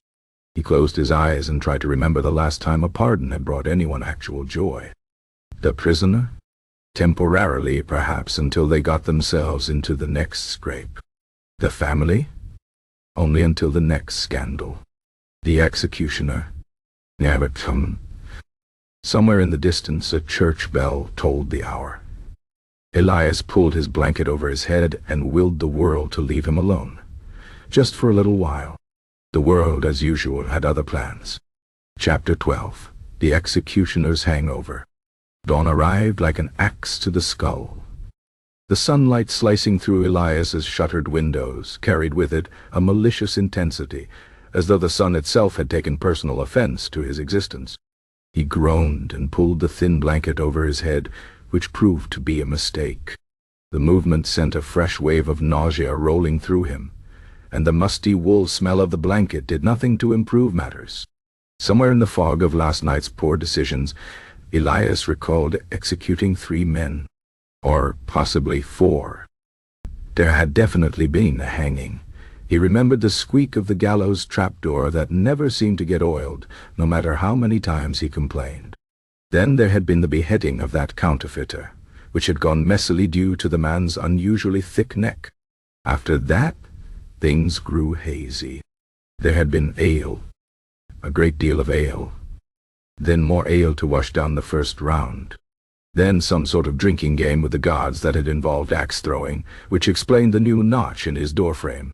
A wet snuffling sound near his elbow announced the presence of Tompkin, his apprentice, who appeared to be attempting to lick moisture off the floorboards. The boy looked even worse than Elias felt, his face the color of spoiled milk, his eyes bloodshot and squinting against the light. "Did we execute a priest last night?" Tompkin croaked. Elias frowned. "Not that I recall." "Then why is there a bishop ringing bells in my skull?" "That wasn't bells. That was the actual church bell tolling the hour, each reverberation sending fresh jolts of pain through Elias's head. He counted the strokes, ate, and groaned again. They were due at the magistrate's office in an hour to file the execution reports, and the thought of putting quill to parchment in his current state was nearly enough to make him volunteer for the gallows himself. The water jug by the bedside yielded a few warm, stale drops that did little to wash the taste of death and bad decisions from his mouth. His boots, when he located them, seemed to have shrunk several sizes overnight. The left one refused to accommodate his foot until he removed a mysterious sausage that had somehow found its way inside. Tompkin had progressed to attempting to stand, using the wall for support like a sailor weathering a storm. "I think my blood's been replaced with sour mash," he muttered. "Lucky you. Mine's been replaced with molten lead." Elias found his axe leaning against the table where he'd clearly abandoned it last night, a dried smear of something unpleasant near the handle. He scraped it off with his thumbnail and immediately regretted looking at it. The walk to the magistrate's office was a special kind of torture. Every cobblestone seemed determined to jump up and meet his feet at the wrong angle. The sunlight glittered off puddles with malicious brightness. Even the birdsong sounded accusatory. Magistrate Thorne took one look at them and sighed so deeply his wig nearly slid off. "I see we're celebrating another successful evening of justice," he said dryly. Elias didn't trust himself to speak without vomiting, so he simply nodded, which turned out to be nearly as bad. Tompkin made a small whimpering noise and clutched his stomach. The paperwork process was its own fresh hell. Thorne insisted on reading each report aloud in his droning monotone, which did nothing for Elias's throbbing head. Execution number 1. Harold of the Mill, convicted of sheep theft. Method, hanging. Thorne peered over his spectacles. "This says he danced like a marionette with its strings cut." Elias vaguely recalled the man's odd convulsions. "Accurate," he rasped. Execution number 2. Brother Anselm, convicted of forgery. Method, axe. Thorne frowned. "This says he had a neck like a bull and a head like a particularly dense turnip." Tompkin made a sound that might have been a suppressed laugh or a prelude to fainting. Execution number 3. Unnamed vagrant, convicted of public drunkenness and blasphemy. Method, also hanging. Thorne's eyebrow climbed his forehead. "This just says cooperative." Elias remembered that one clearly. The man had practically skipped to the gallows, singing a bawdy tune about a nun and a wheelbarrow. He'd been the one to suggest the drinking games afterward. The magistrate sighed and pushed a stack of papers toward them. "Sign here, here, and here. Try not to get vomit on the official documents." Somehow they made it through the signing without further incident. The walk back through town was less successful. The smell from the butcher shop sent Tompkin sprinting for an alley, from which emerged sounds not suitable for polite company. A group of children playing with a hoop nearly collided with Elias, their shrieks of laughter like daggers to his temples. By the time they reached the rusty nail, Elias was ready to swear off drink forever. Marta took one look at them, and wordlessly produced 2 tankards of something murky and steaming. "Hair of the dog that bit you," she said, pushing them across the counter. Elias eyed the concoction with suspicion. "What's in it?" "Better not to ask." The first sip tasted like a combination of raw eggs, rancid butter, and what might have been gunpowder. The second sip was worse. By the third sip, Elias's hangover had receded from lethal to merely agonizing. Tompkin had drained his tankard in one heroic gulp, and was now staring into the empty vessel with a mix of awe and horror. "I can feel my hair growing," he whispered. Marta smirked. "That's the poison leaving your system." As the day wore on, and the remedy did its work, Elias found himself almost functional again. His hands only shook slightly when he sharpened his axe. The sunlight no longer felt like a personal attack. He even managed to keep down a piece of bread, though the smell of sausage still sent warning signals through his gut. Tompkin, having apparently learned nothing from the experience, was already eyeing the ale taps. "Do you think we could—" "No." Elias cut him off. "We have another execution at dawn tomorrow." The boy's face fell. "Another one?" "The Duke's tax collector got caught skimming." Elias tested the edge of his axe. "Should be a straightforward job, assuming we can stay sober long enough to aim properly." Tompkin opened his mouth to reply, then suddenly paled and clamped a hand over his mouth. He bolted for the door with impressive speed. Marta chuckled and refilled Elias's tankard with water this time. "You're a bad influence on that boy." Elias watched through the window as his apprentice paid tribute to the gutter gods. "He was doomed long before he met me," he said, and took a long drink. The water tasted like heaven. Tomorrow's hangover was a problem for tomorrow. Today, he would simply enjoy not feeling like death himself. Somewhere in the distance, the church bell tolled again. Elias winced, but found he could bear it. Life and death went on with or without his participation. Best to meet both with a clear head and an empty stomach, at least until the work was done. He pushed the ale aside and reached for another piece of bread. There would be time enough for drinking later, when the axe was clean and the bodies buried. Until then, he had a job to do, and a spinning head was no excuse for sloppy work. Outside, Tomkin groaned loudly. Elias sighed and went to collect his apprentice.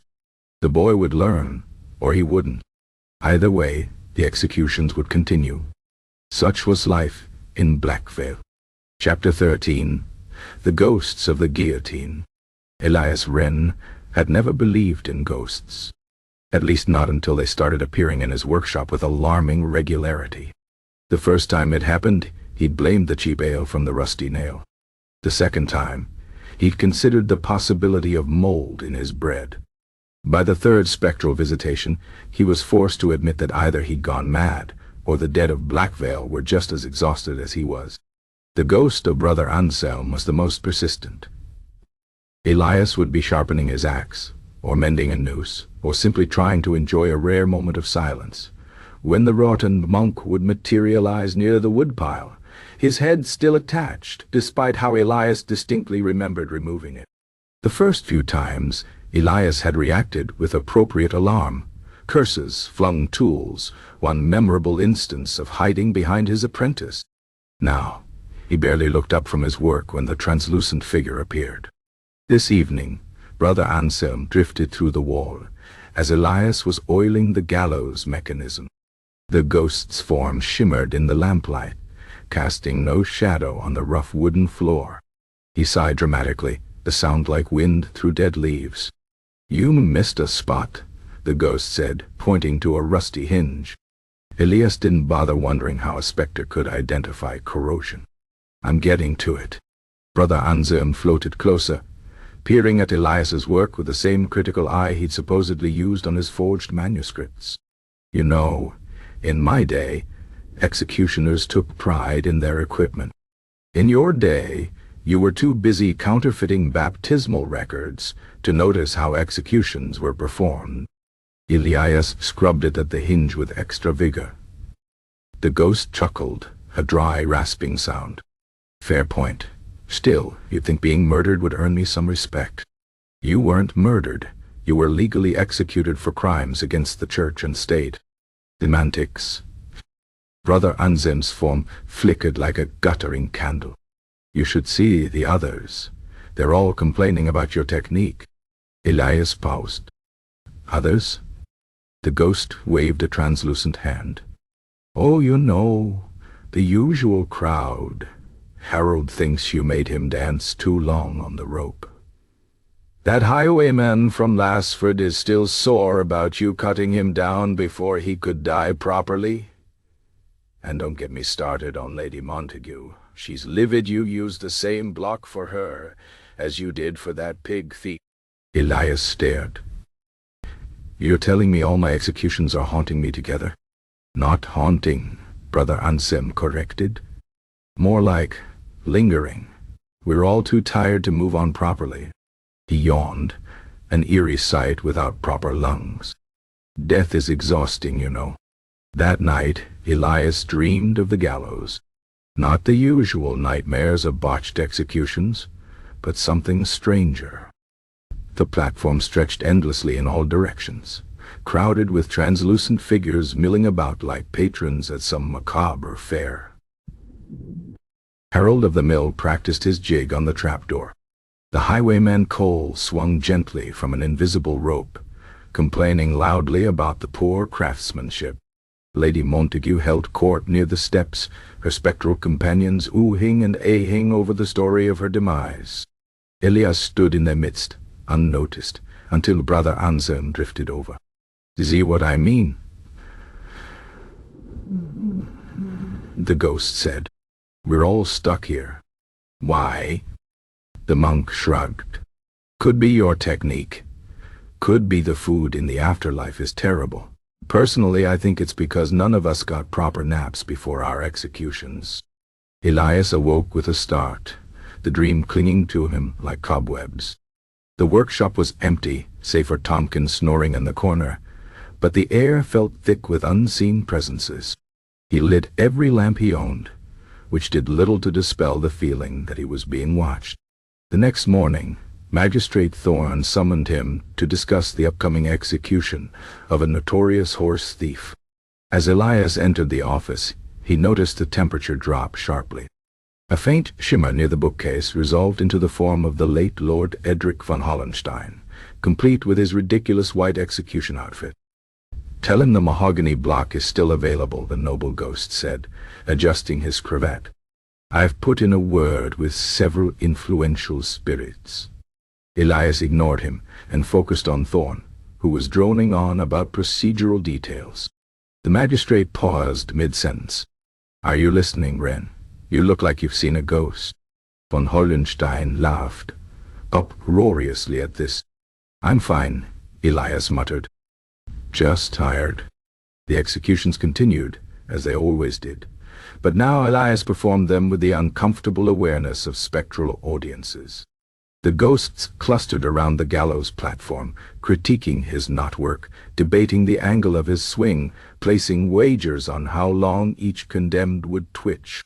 Their presence was worst during nighttime jobs, when their faint glow stood out against the torchlight. Tompkins, blissfully unaware of the supernatural spectators, began noticing his master's odd behavior. "Why do you keep glaring at empty corners?" he asked one evening as they prepared the block for tomorrow's work. Elias rubbed his eyes. "Just checking for spiders." The boy nodded sagely. "Smart. You wouldn't want one crawling up your sleeve mid-swing." Brother Anselm, lounging invisibly atop a barrel, snorted. "The boy's an idiot, but he's not wrong." The breaking point came during the execution of a notorious burglar. As Elias raised his axe, he caught movement in his peripheral vision. The ghost of Hollis the Jester, miming an exaggerated swing, then clutching his neck and pretending to stagger about. Elias hesitated, just for a second, but it was enough to throw off his aim. The blade bit deep but not clean, and what should have been a quick death turned into a prolonged horror. That night, the ghosts crowded thicker than ever in his workshop. Even the usually silent ones, like Marta the miller's wife, gathered to mutter disapprovingly. "You're distracted," Brother Anselm said. "It's affecting your work." Elias threw down his whetstone. "My work would be easier if I didn't have an audience of dead critics." Tompkins looked up from where he was attempting to tie a noose, and failing spectacularly. "Who are you talking to?" "No one. Everyone." Elias grabbed his cloak. "I need air." The night outside offered no respite. The streets of Blackvale were quiet, but every shadow seemed to hold watching eyes. Near the gallows, Elias spotted the faint outlines of figures moving in the moonlight. His life's work, given form and voice and entirely too many opinions. Brother Anselm appeared beside him. "You know, there are rituals to make us go away. Proper blessings, holy water, that sort of thing." Elias shook his head. "I'm not praying away the consequences of my profession." "Then learn to live with us," the ghost said. "We're not going anywhere." And that, Elias realized, was the true horror of his situation. Not the ghosts themselves, but the realization that they were right. He was stuck with them, just as they were stuck with him. A lifetime of execution stretched behind him, and more ahead, each one likely to add another spectral observer to his already crowded existence. He returned to his workshop, where Tompkins had finally managed to tie something resembling a noose, albeit one that would probably unravel if you breathed on it too hard. The ghosts parted as Elias entered, watching silently for once. "Tomorrow," he said to no one in particular. "We do better." Brother Anselm nodded approvingly. "That's the spirit." Elias groaned and reached for the ale. Some puns, he decided, were worse than ghosts. Chapter 14. The Executioner's Diary. The leather-bound journal had been a gift from Magistrate Thorne after Elias's first year of service, presented with the solemn declaration that a professional keeps records. The magistrate had clearly never met many executioners. Over the years, the book had become less an official log and more a repository for Elias's increasingly sleep-deprived musings, its pages stained with ale, blood, and the occasional tear, though he would never admit to the last. Antwerp, Marjane. Executed 3 today, 2 by axe, 1 by rope. The rope was the problematic one, as usual. Note to self: next time the magistrate complains about my fees, remind him that hanging is an imprecise art. The crowd got restless, waiting for the twitching to stop. Old woman in front row brought knitting. Must ask where she gets her wool. 15th Marchienne. Tomkin fell asleep during sharpening lesson again. Woke to find him using the whetstone as a pillow. The boy could nap through the apocalypse. Must test theory by having trumpets blown near his head. 18th Marcy. The ghost of Brother Anselm complained about my axe technique today. Told him to haunt someone else. He responded by floating through the wall and singing Gregorian chants off-key for 2 hours. Note: research if ghosts can be exorcised with strong language. 22nd Marge.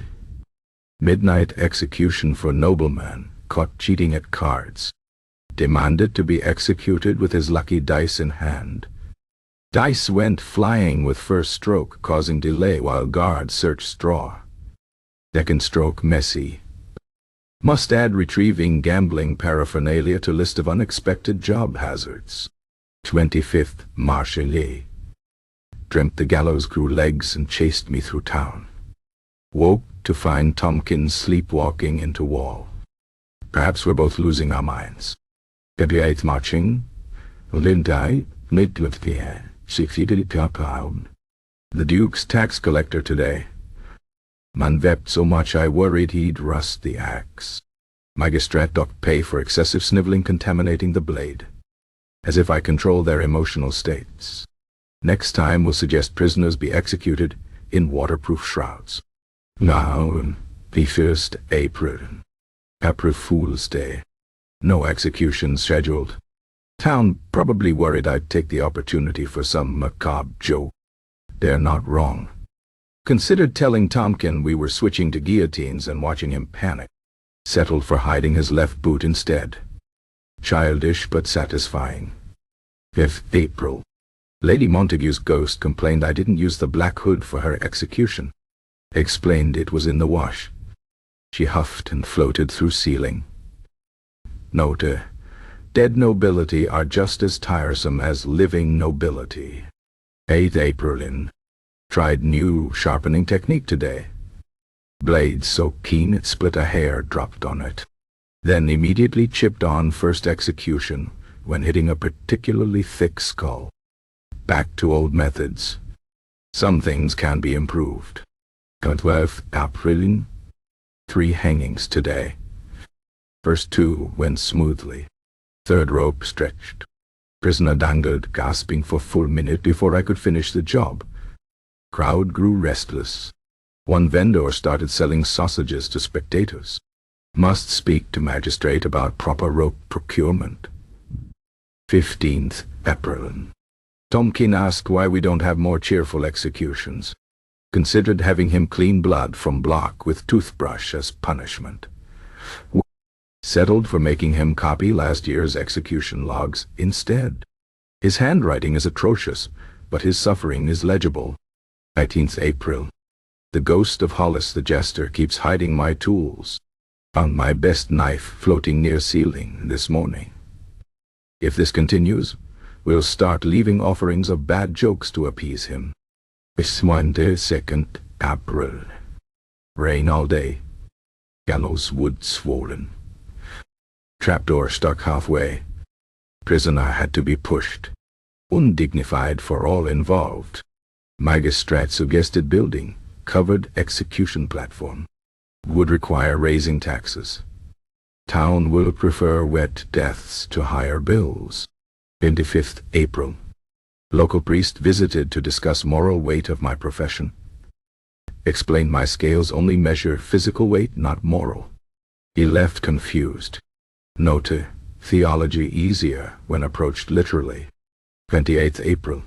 Executed butcher today for selling tainted meat. Irony not lost on crowd. Man went bravely, though complained about quality of my blade. Last words, you call that sharp? My reply, sharp enough. Crowd laughed. Even ghosts chuckled. Small victories. May Day celebrations. No executions, though magistrate hinted at needing one tomorrow to calm revelers down. Suggested we just execute the worst drunk instead. Magistrate did not appreciate humor. 5th May. Dreamt of endless line of prisoners waiting for execution. Woke to find same dream is reality. Must stop napping at work. 8th May. Tompkin finally managed clean beheading on practice dummy. Celebrated by immediately falling asleep standing up. Progress of sorts. And the Westslave is the value by in the verein. The ghost of Harold the sheep thief asked if I ever feel guilty. Told him I only feel tired. He nodded understandingly. Death apparently doesn't cure insomnia. 15th May. Found first gray hair today. Coincidentally executed man 3 times my age. Perspective is cruel, mistress. 18th May. Magistrate proposed efficiency measures involving multiple hangings on single rope. Explained logistics problematic unless we find conjoined twins. Idea tabled for now. 22nd May. Longest execution yet. Nobleman took 40 minutes to finish dying after botched beheading. Paperwork took longer. Must find better axe. 25th May. Town council discussed switching to French guillotine model. Arguments lasted hours. Traditionalists wanted deny. Hilde de Verde accepted Vestigerenize, made for das nicht in Farbe. Apparently, we take pride in our inconsistent methods. 28th May. Realized today, I've executed more men than I've shared meals with. Troubling thought. Ate alone to avoid dwelling on it. But I'm city. Halfway through year.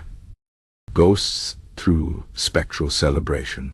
Brother Anselm made speech about my mediocre but consistent work. Left early to sharpen blades. Some compliments backfire. The journal's remaining pages lay empty, waiting for more dark ink and darker humor. Elias closed the book and set it aside. Somewhere outside, a bell tolled the hour. Somewhere closer, Tompkins snored through another lesson. Life, death, and paperwork would continue tomorrow. For now, the executioner allowed himself a rare moment of quiet, broken only by the faint sound of ghostly laughter drifting through the walls. Chapter 15. The King's Insomnia Decree. King Edmund III's insomnia was legendary long before it became a national crisis. The royal physicians had tried every remedy known to man. Warm milk infused with rare spices, pillows stuffed with nightingale feathers, even a clockmaker's bizarre contraption that dripped water in rhythm with the monarch's supposed natural biorhythm. Nothing worked. And so, as sleep-deprived rulers often do, King Edmund decided that if he couldn't rest, neither could his subjects. The first sign of trouble arrived in Blackvale via royal courier, in the form of a proclamation so absurd Elias initially assumed it was a prank. He read it 3 times before accepting its reality. Henceforth, it declared in florid script, all executions in the realm shall be conducted between the hours of midnight and 4 in the morning, that his majesty might be suitably entertained during his nightly vigils. Magistrate Thorn delivered the news personally, looking as though he'd aged a decade overnight. The king believes nighttime executions will be more atmospheric, he said, rubbing his temples. Elias stared at the document. The king is mad. Undoubtedly. But he's also our sovereign, so midnight hangings it is. The first execution under the new decree was a disaster. The prisoner, a sheep thief named Colbert, had been roused from a sound sleep in his cell and dragged blinking into the torchlit square. The crowd, such as it was, consisted of a handful of guards, 2 tavern drunks, who'd mistaken the proceedings for some sort of festival, and a stray dog that seemed deeply interested in the proceedings. Colbert squinted at the gallows looming out of the darkness. "Is this a dream?" he asked hopefully. "No," Elias grumbled, checking the noose for the 3rd time. The flickering torchlight made everything seem slightly unreal, including his own hands as they adjusted the knot. The execution itself went smoothly enough, though Colbert's sleepy days made him oddly cooperative, as though he might simply be moving to a different cell. The real trouble came afterward, when Elias discovered the royal courier waiting with a scroll of constructive feedback from the king. His Majesty found the proceedings lacking in dramatic tension. The courier announced, "He suggests more. Well, screaming might improve future events." Elias seriously considered executing the courier. Instead, the next night brought no improvement. A poacher named Harlow proved too terrified to scream coherently, emitting only a series of high-pitched whimpers that the king apparently found more pathetic than entertaining. The royal feedback scroll suggested adding musicians to heighten the mood. By the 3rd execution, the entire town was feeling the effects of the new schedule. Magistrate Thorn began showing up to proceedings in his nightshirt and ceremonial robe, the combination giving him the appearance of a particularly disgruntled ghost. The guards developed a habit of dozing off at their posts, waking only when someone tripped over them. Even the prisoners began complaining about the disruption to their sleep schedules. Elias's apprentice Tompkin took to sleepwalking through the nighttime executions, once nearly stumbling off the gallows platform before being caught by a guard. The ghosts, at least, seemed to enjoy the new arrangement. Brother Anselm claimed the midnight atmosphere gave haunting a romantic quality, though Elias suspected the spectral monk simply enjoyed having more opportunities to critique his work. The breaking point came when the king, in a fit of insomniac inspiration, demanded an execution be performed in the new French style, by guillotine, a device none of them had ever seen. The royal courier delivered schematics drawn on what appeared to be the back of a dinner menu, complete with wine stains obscuring crucial measurements. Elias studied the drawings by flickering candlelight. "This looks like a children's snow sled with a blade attached." Magistrate Thorn nodded wearily. "The carpenter's already working on it. God help us all." The finished product resembled a drunken man's interpretation of justice. The blade stuck halfway down unless kicked, at which point it descended with terrifying speed and no precision whatsoever. The first test run claimed 3 pumpkins and a guard's hat before anyone dared try it on an actual prisoner. That prisoner, a counterfeiter named Giles, took one look at the wobbling contraption and fainted dead away. The crowd, slightly larger now that word had spread about the absurdity, erupted in cheers when the blade finally fell, only to groan collectively when it became stuck in Giles's shoulder rather than his neck. 2 more blows were required to finish the job, by which point even the ghosts looked away in discomfort. The royal feedback scroll arrived at dawn, declaring the event the most entertaining execution in living memory, and ordering all future executions to be performed similarly. It was Tompkin who found the solution, albeit accidentally. During another sleep-deprived execution, the boy tripped over his own feet while leading a prisoner up the gallows steps, sending both of them tumbling into the crowd below. The resulting chaos, complete with flailing limbs, shouted curses, and the prisoner, making a brief but spirited attempt at escape, was apparently exactly what the king had been craving. The royal proclamation arrived the next day, penned in the monarch's own hand.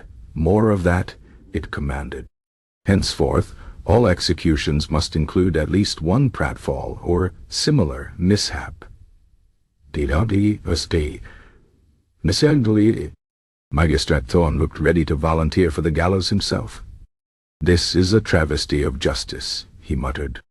Elias shrugged. "At this point, I'm just glad he didn't request clowns." As word spread of the king's preferences, executions became increasingly farcical affairs. Prisoners developed sudden accidental clumsiness on the gallows steps. Guards took to exaggerated sneezing fits at crucial moments. Even the hangman's noose seemed to develop a sense of humor, tying itself in increasingly improbable knots. Strangely, no one complained. The prisoners preferred their deaths preceded by comedy rather than solemnity. The crowds grew larger and more jovial. Even Elias found the work less burdensome when he stopped pretending it was dignified. King Edmund, reportedly sleeping slightly better thanks to the entertainment, declared the new style of executions a triumph of royal innovation. The royal physicians quietly noted that laughter seemed to help the monarch's insomnia far more than any of their remedies had. And so life and death continued in Black Veil, under the torchlight and stars. The executions became less about justice and more about spectacle, less about endings and more about the strange, sleepy camaraderie that forms when an entire town is kept awake by one man's restless whims. Elias still preferred the old ways, but even he had to admit there were worse things than bringing laughter into the world, even at the edge of an axe. And sometimes, in the quiet hours before dawn, he caught himself smiling at the memory of a particularly ridiculous execution. Well, that was between him and his ghosts. The king, at least, was finally getting some sleep. The rest of them would just have to manage as best they could. Chapter 16. The Executioner's Failed Retirement. Elias Wren's retirement lasted precisely 37 hours. It began with what he believed was a final stroke of the axe, a clean beheading of a notorious highwayman, and ended with a frantic pounding on his door in the dead of night. In between those moments, he had experienced something dangerously close to optimism. He'd packed his few belongings, the whetstones worn smooth from years of use, the collection of hoods, some still faintly stained despite repeated washings, and the ledger where he'd recorded every execution alongside increasingly sardonic commentary. His axe he left leaning against the wall of the workshop. Let the next man break in his own blades. Magistrate Thorn had accepted his resignation with surprising grace. "The town owes you a debt," he'd said, which Elias knew translated to, "We'll probably need to call you back within the month." Still, the ceremony had been touching in its way. A modest purse of coins, a slightly too firm handshake, and Tompkin weeping dramatically into his sleeve, while simultaneously trying to calculate whether this meant he'd be promoted. Elias spent his first day of freedom doing absolutely nothing. He sat by the river, watching the water flow past, without a care for execution schedules or temperamental nobles. He ate a leisurely lunch at the Rusty Nail, where Marta refused to let him pay, claiming former executioners drank for free, though her wink suggested this policy might have an expiration date. He even allowed himself to imagine a future where his hands didn't permanently smell of iron and hemp. Then the knocking came. "Master Wren." The voice belonged to one of the night watchmen, breathless from running. "You're needed at the square." Elias didn't bother asking why. There was only ever one reason they called for him. He dressed in the dark, his fingers automatically lacing his left boot first, and followed the man through empty streets that somehow felt more familiar than whatever freedom he'd imagined waiting beyond them. The scene at the square confirmed his suspicions. The gallows stood ready, a fresh noose swaying in the torchlight. A crowd of sleepy spectators rubbed their eyes and muttered complaints. And on the platform, looking equal parts terrified and furious, stood Tompkin, holding an axe clearly too heavy for him. Magistrate Thorne rushed forward. "Thank God you've come. The boy's useless." Tompkin, upon seeing Elias, burst into tears of relief. "I tried to tell them. The prisoner moved at the last second, and I think I chopped the block in half instead." Indeed, the execution block lay in splinters while the prisoner, a wiry thief named Jepson, stood unharmed, looking more confused than anything. The axe was buried deep in the platform wood, its handle vibrating slightly from the force of the botched stroke. Elias sighed. "Where's the spare block?" "There isn't one," the magistrate admitted. "We never needed one before you." "Of course not." Elias rubbed his temples, already feeling the familiar headache returning. The ghosts of his former clients materialized around the gallows, their expressions ranging from amusement, Brother Anselm, to outright glee, Hollis the jester. Even Lady Montague deigned to appear, fanning herself with spectral disapproval. "Fine," Elias growled. "Someone fetch my axe from the workshop, and for God's sake get these people some coffee." The rest of the night passed in a blur of familiar motions. The weight of his old axe in his hands, the rasp of rope against wood, the collective intake of breath from the crowd as steel flashed in torchlight. Jepson met his end cleanly, with none of the drama of the aborted first attempt. Afterward, as the crowd dispersed and the body was carted away, Magistrate Thorne approached with a sheepish expression. "About your retirement. Don't." Elias held up a hand. "Just tell me one thing. Did anyone even try to find a replacement?" The magistrate's silence spoke volumes. So Elias Wren returned to his old workshop, his old tools, his old life. Tompkin trailed behind him like a relieved puppy, offering to sharpen blades or fetch ale or whatever might make up for his failure. The ghosts welcomed him back with spectral chuckles and the usual critiques of his technique. Even his axe seemed to sit more comfortably in his hands, as though it had never truly believed in his retirement either. The next morning, Elias made a new entry in his ledger. Tempted retirement. Failed spectacularly. Note to self. Death doesn't take holidays, so neither do I. In non senti. He closed the book with a thump and went to check on Tompkin, who had fallen asleep mid-knot-tying lesson again. Some things, it seemed, would never change. And perhaps, Elias thought as he draped a blanket over the boy's shoulders, that wasn't entirely a bad thing. The town needed its executioner, just as the executioner needed his town. The ghosts needed someone to haunt, just as the living needed someone to blame. And Elias? He needed purpose, even if that purpose came with aching joints and blood-stained boots. He picked up his whetstone and began the familiar work of sharpening his blade. Outside, the sun rose on another day in Blackvale, where life and death went on as they always had. Somewhere in the distance, a church bell tolled the hour, and Elias Wren, executioner once more, got back to work. Chapter 17. The Executioner's Secret Hobby. The small wooden box under Elias's bed contained the only part of his life untouched by bloodshed. He waited until the rare moments when Tompkin was occupied elsewhere, and the ghosts were busy haunting more interesting locations before sliding it out, lifting the lid and revealing his carefully guarded secret. 16 hand-carved miniature farm animals. Each creature was painstakingly whittled from scraps of gallows wood or leftover blocks from botched executions. The sheep had wool etched with intricate curls from a particularly sharp knife.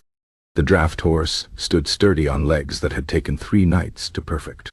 A fat pig, carved from the infamous mahogany Lord von Hollenstein had demanded for his beheading, gleamed with polished pride. Elias had discovered the hobby years earlier, after executing a woodcarver caught selling false relics to pilgrims. The man had gone to his death clutching a tiny wooden bird, its wings spread mid-flight. When no one came to claim the man's possessions, Elias had pocketed the carving, telling himself it was merely professional curiosity. That night, unable to sleep, he'd taken his smallest blade to a chunk of firewood and attempted to recreate the sparrow. The result had been lopsided and crude, but something about the process, the focus required, the transformation of rough material into something recognizable, soothed the endless churn of his thoughts. Now it was his most closely guarded secret. The ghosts didn't know. Brother Anselm would never let him hear the end of it. Tomkin certainly didn't know. The boy couldn't keep a secret to save his life, literally. Even Marta, the rusty nail, only knew that Elias sometimes requested the odd bit of sandpaper or stain, along with his ale. Tonight's project was giving him trouble. The rooster's comb refused to stand properly, collapsing each time he tried to thin the wood further. Elias squinted in the lamplight, his knife moving in careful strokes, when the workshop door burst open without warning. Tomkin stood frozen in the doorway, eyes wide as saucers. You make toys." Elias moved to cover the menagerie, but the damage was done. "They're not toys. They're carvings." The apprentice crept closer, his usual sleepiness replaced with childlike wonder. "That one looks just like Farmer Jerrick's prize sow. And is that the miller's donkey?" He reached for the horse and thought better of it. "Why don't you ever show these to anyone?" "Because I'm an executioner, not a nursemaid with a hobby." Elias set down his knife with more force than necessary. "And if you tell anyone about this, I'll make you practice knot tying for 12 hours straight." Tomkin, to his credit, didn't laugh. Instead, he studied the collection with surprising thoughtfulness. "My gran used to say every person needs something beautiful to balance the ugly." He pointed to a slightly misshapen chicken. "That one's ugly beautiful, like it's trying its best." Against all odds, Elias felt his shoulders relax. "The legs are too thick." "Nah, makes it look sturdy, like it could survive anything." Tomkin yawned suddenly, the excitement apparently wearing him out. "You should make a cat next. The blacksmith's mouser just had kittens." After the boy stumbled off to bed, Elias returned to his rooster. The comb still leaned drunkenly to one side, but now he saw it differently, not as a flaw, but as character. Like the bird had survived some great adventure. The ghosts returned around midnight, drifting through the walls with their usual commentary about the day's executions.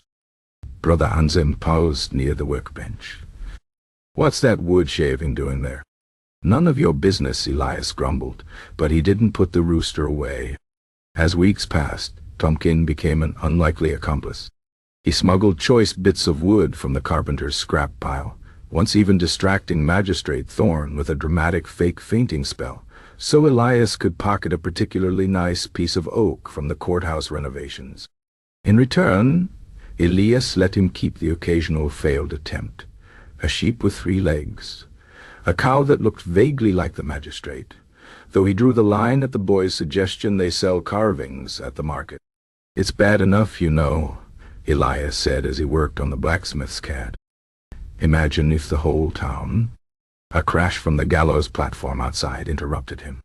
They arrived to find the ghost of Hollis the jester attempting to juggle 3 spectral apples while balanced on the trapdoor. "Lovely weather for executions, isn't it?" the ghost called. "Say, what's that in your pocket, Wren?" Elias instinctively covered the half-finished cat. "Nothing. Nothing shaped like a tiny duck, perhaps?" Hollis grinned. "Relax, we've known for weeks. Lady Montague thinks it's charming, says it reminds her of her nephew's whittling. Brother Anselm materialis beside them. I think it's a waste of good knife skills. You could be carving proper religious icons instead of livestock." "Bugger off," Elias muttered, but without real heat. The revelation should have felt like a defeat, but strangely, it didn't. If the ghost knew and hadn't tormented him about it, and if Tomkin, who still fell asleep during sharpening lessons but could now identify different wood grains blindfolded, approved, then perhaps his secret was safe enough. The next market day, Elias found himself lingering near the toy merchant's stall, studying how they attached wheels to little carts or threaded strings through dancing puppets. The merchant, an old woman with fingers bent from arthritis, caught his eye. Looking for gifts, executioner? Just browsing. She nodded knowingly and slid a small bundle across the counter. Finest Swiss carving knives. On sale today. Elias hesitated, then pocketed the tools with more coin than necessary. Keep the packaging. That night, as Blackvale slept and the gallows stood empty, the executioner worked by lamplight on his most ambitious project yet, a scale model of the town square, complete with tiny townspeople, and a gallows no taller than his thumb. It was terrible craftsmanship, the figures lopsided, and the buildings leaning at improbable angles, but Tompkin had declared it brilliant before nodding off at the workbench. Elias set down his knife and studied the miniature world in his hands. However crude, it was undeniably his, not the town's, not the ghost's, not the king's. Just a quiet rebellion against the weight of his profession, carved one shaky figure at a time. Outside, the real gallows creaked in the wind, awaiting tomorrow's work. Inside, the executioner added one last detail, a tiny wooden man with an axe, standing no taller than a matchstick, ready to do his duty come morning. Chapter 18. The town's love-hate relationship.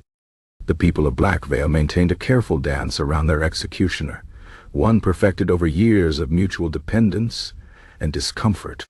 They needed Elias Wren like they needed the town ditch digger or the rat catcher, essential services best appreciated from a distance.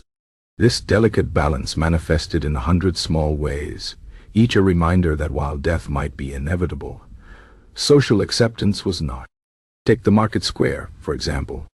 Vendors would happily sell Elias their wares, but the moment his shadow fell across their stalls, prices mysteriously doubled.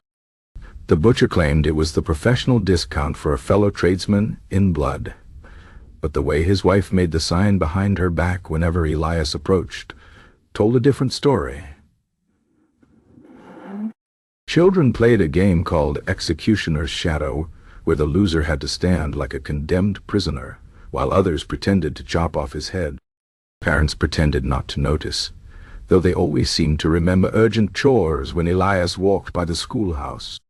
Even at the Rusty Nail, where Marta served him without comment, the other patrons maintained careful seating arrangements. No one took the stool to Elias's left, the side from which he swung his axe, leaving him perpetually with one empty space beside him like a bad omen made furniture. Today's reminder came from the baker's wife, who pressed a warm loaf into his hands with trembling fingers while simultaneously herding her children inside. "Bless you," she murmured, though whether this was gratitude or a warding against evil remained unclear. Elias accepted the bread with a nod and continued to the gallows, where Tompkin was supposed to be preparing for the morning's hanging. Instead, the boy sat cross-legged on the platform, deep in conversation with a circle of fascinated street urchins. And then Master Wren swings the axe so fast you can hear it whistle. Tompkin demonstrated with an enthusiastic arm motion that nearly knocked over the smallest child. Elias cleared his throat. The children scattered like startled pigeons, leaving Tompkin blinking up at him with guilty eyes. "They were just curious about the profession," the apprentice said defensively. "They'll be more curious when they see you cleaning the latrine buckets for skipping preparations." Elias tossed him the loaf. "Get the rope ready." As Tompkin scampered off, Elias noticed one child had remained, a girl of about 7, with a badly mended dress and eyes too old for her face. She stared at the noose with clinical interest rather than fear. "You the hangman?" she asked. "Today I am." She considered this. "My dad says you eat the hearts of the dead to steal their strength." Elias rubbed his temple where a headache was forming. "Tell your dad I prefer liver." The girl grinned, revealing a missing front tooth, and dashed off to spread this culinary insight through the town's rumor mill. By noon, Elias would likely be the subject of fresh whispers, this time about his supposed taste for organ meat. The hanging itself went smoothly. A cutpurse who went quietly, more concerned with the state of his boots than his soul. As the body was cut down, Elias noticed the usual crowd dynamics at play. The eager front-row spectators who would later claim they'd been forced to attend. The pious ladies who watched through slitted fingers. The merchants who calculated how much business the spectacle was costing them. Magistrate Thorne took Elias aside afterward. "The town council is complaining again about you living so close to the square." Elias wiped his hands on a cloth. "I live where the last executioner lived, and the one before that." "Yes, well..." Thorne adjusted his wig uncomfortably. "Some of the newer council members feel it gives visitors the wrong impression. That we're a town that executes people? That we're unsophisticated about it." The magistrate lowered his voice. "They're suggesting you might relocate to, say, the tannery district, where the butchers and leather workers already treated Elias like competition." He sighed. "Tell the council I'll consider moving when they stop needing executions." The walk home was its usual exercise in social navigation. Nods from those who wanted to stay on his good side. Averted gazes from those pretending not to see him. The occasional bold soul, usually drunk or desperate, who tried to ask favors regarding upcoming executions. At his doorstep, Elias found a small basket containing fresh eggs and a honey cake.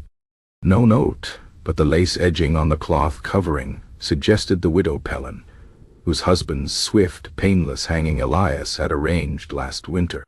The gifts appeared monthly, always left in secret, as if kindness toward the executioner was something to be hidden. Inside, the ghost of Brother Anselm lounged at his workbench. "You should try the cake. I hear the widow's quite the baker." Elias ignored him and set about cleaning his tools. The ghosts, at least, made no pretense of their feelings. They might critique his technique or mock his hobbies, but they never pretended he didn't exist. In some ways, their spectral honesty was more comforting than the living's careful dances. That evening at the Rusty Nail, the usual stool to his left sat empty until Tompkin plopped down with his usual lack of social awareness. The boy was busy describing the day's execution to Marta with more enthusiasm than accuracy. And then the rope went twang. Tompkin mimed the motion, nearly upending Elias's ale. Marta refilled Elias's tankard without comment, but her mouth quirked when she noticed him watching the other patrons. "They'll miss you when you're gone," she murmured. Elias snorted. "Like a toothache." "Exactly."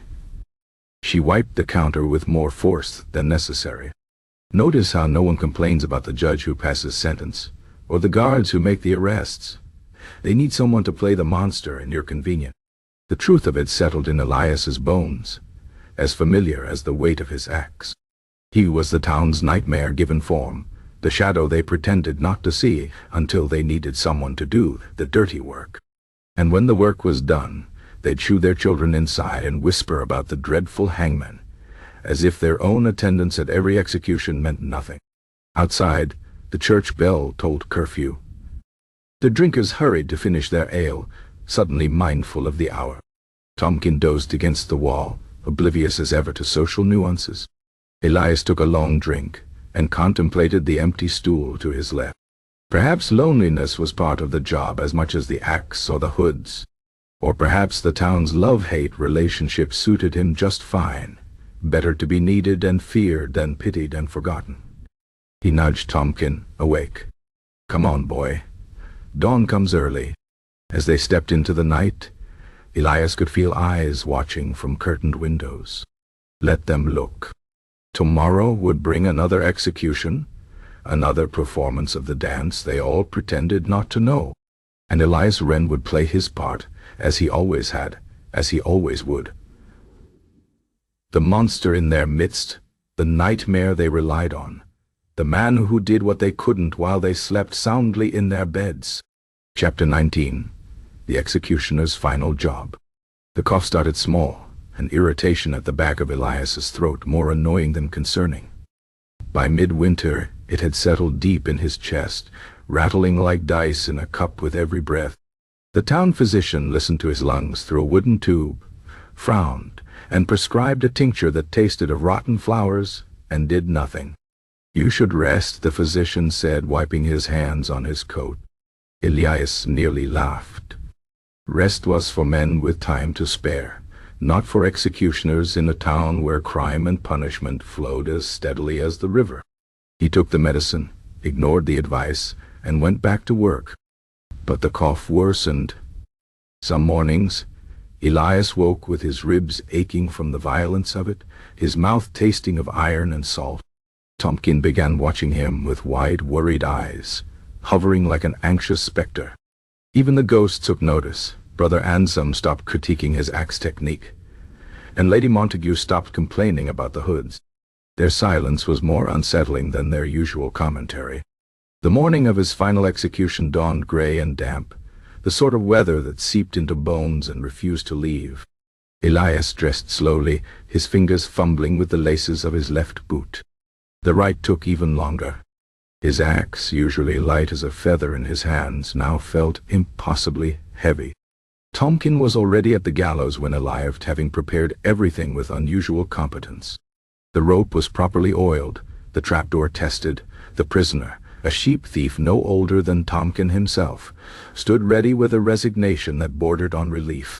"You should sit this one out," Tompkin said, eyeing the way Elias leaned against the gallows rail. "I can manage." Elias shook his head. "Like hell." The crowd gathered slowly, their murmurs hushed when they noticed Elias's condition. He'd always been a constant in their lives, as unchanging as the gallows itself. Seeing him diminished seemed to unsettle them more than the execution itself. The sheep thief took his place on the platform without protest. When Elias approached with the hood, the young man surprised them all by speaking. "You taught my brother to whittle," he said quietly. "Made him a wolf, remember?" Elias did remember. The boy's brother had been caught poaching deer on the Lord's land, a first offense that earned him lashes rather than the noose. He'd carved the wolf to keep the boy's hands busy during his recovery. The memory made the hood feel heavier as he slipped it over the thief's head. His hands, which had never shaken before an execution, trembled slightly as he adjusted the noose. Tompkin hovered nearby, ready to catch him if he fell. Elias waved him off and reached for the lever. The trapdoor opened with its usual shriek. The drop was clean. The neck snapped on the first try. A perfect execution by all accounts. As the crowd dispersed, Elias found he couldn't catch his breath. The coughing fit that followed left him on his knees in the mud, his vision spotting with black. Tompkin's shouts sounded distant, muffled as though heard through wool. The ghosts gathered around him in a half-circle, their expressions uncharacteristically solemn. Even Hollis, the jester, had no quips to offer. Elias expected to feel fear or anger or regret. Instead, he felt only a profound weariness. He'd lived with death so long it seemed almost polite to finally meet it properly. They carried him to his bed, Tompkin and the magistrate, and two guards who'd avoided his gaze for years but now hovered like concerned fathers. The physician came, poked, prodded, and left shaking his head. Tompkin stayed, fussing with blankets and brewing foul-smelling teas that Elias had no intention of drinking. The boy's usual sleepiness had vanished, replaced by a frantic energy that would have been amusing if Elias had the strength to laugh. "You can't die," Tompkin said for the 10th time that evening. "I still don't know how to properly tie the hanging knot." "Like this?" Elias whispered, moving his hands in the familiar motions. His fingers barely cooperated. Outside, the town went about its business. The baker's oven still warmed the morning air. The blacksmith's hammer still rang against steel. Life continued, as it always did, as it always would. Elias closed his eyes and imagined the ghosts waiting for him, not just Brother Anselm and Lady Montague and the others who haunted his workshop, but all of them, every soul he'd sent on before their time. Would they welcome him? Mock him? Demand explanations he didn't have? Tompkins' sniffling brought him back to the present. The boy was crying openly now, tears cutting tracks through the grime on his face. "Stop that," Elias rasped. "You'll warp the wood." He gestured weakly toward his workbench, where an unfinished carving of a sleeping dog waited. "Finish it for me. And for God's sake, oil the gallows hinges. The squeaking is unbearable." Tompkin nodded, though they both knew he'd do no such thing. The gallows would squeak, the town would gossip, and life would go on. Another executioner would take Elias's place.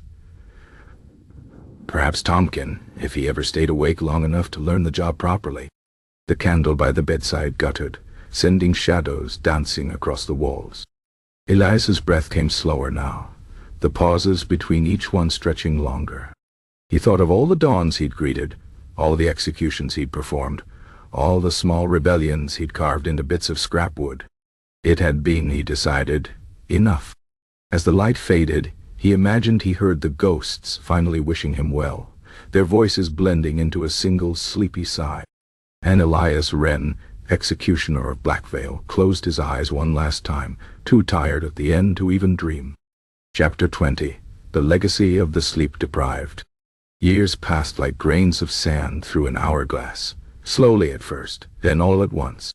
The gallows in Blackvale still groaned under the weight of its work, though the hinges had finally been oiled, thanks to a persistent town councilwoman who'd grown tired of the noise disturbing her tea time.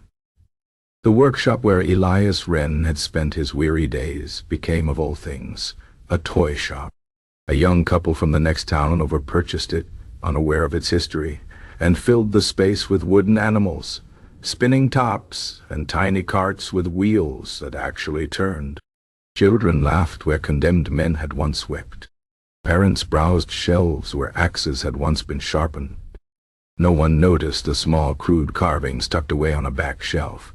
A lopsided sheep, a horse with legs slightly too thick, a rooster with a comb that leaned stubbornly to one side.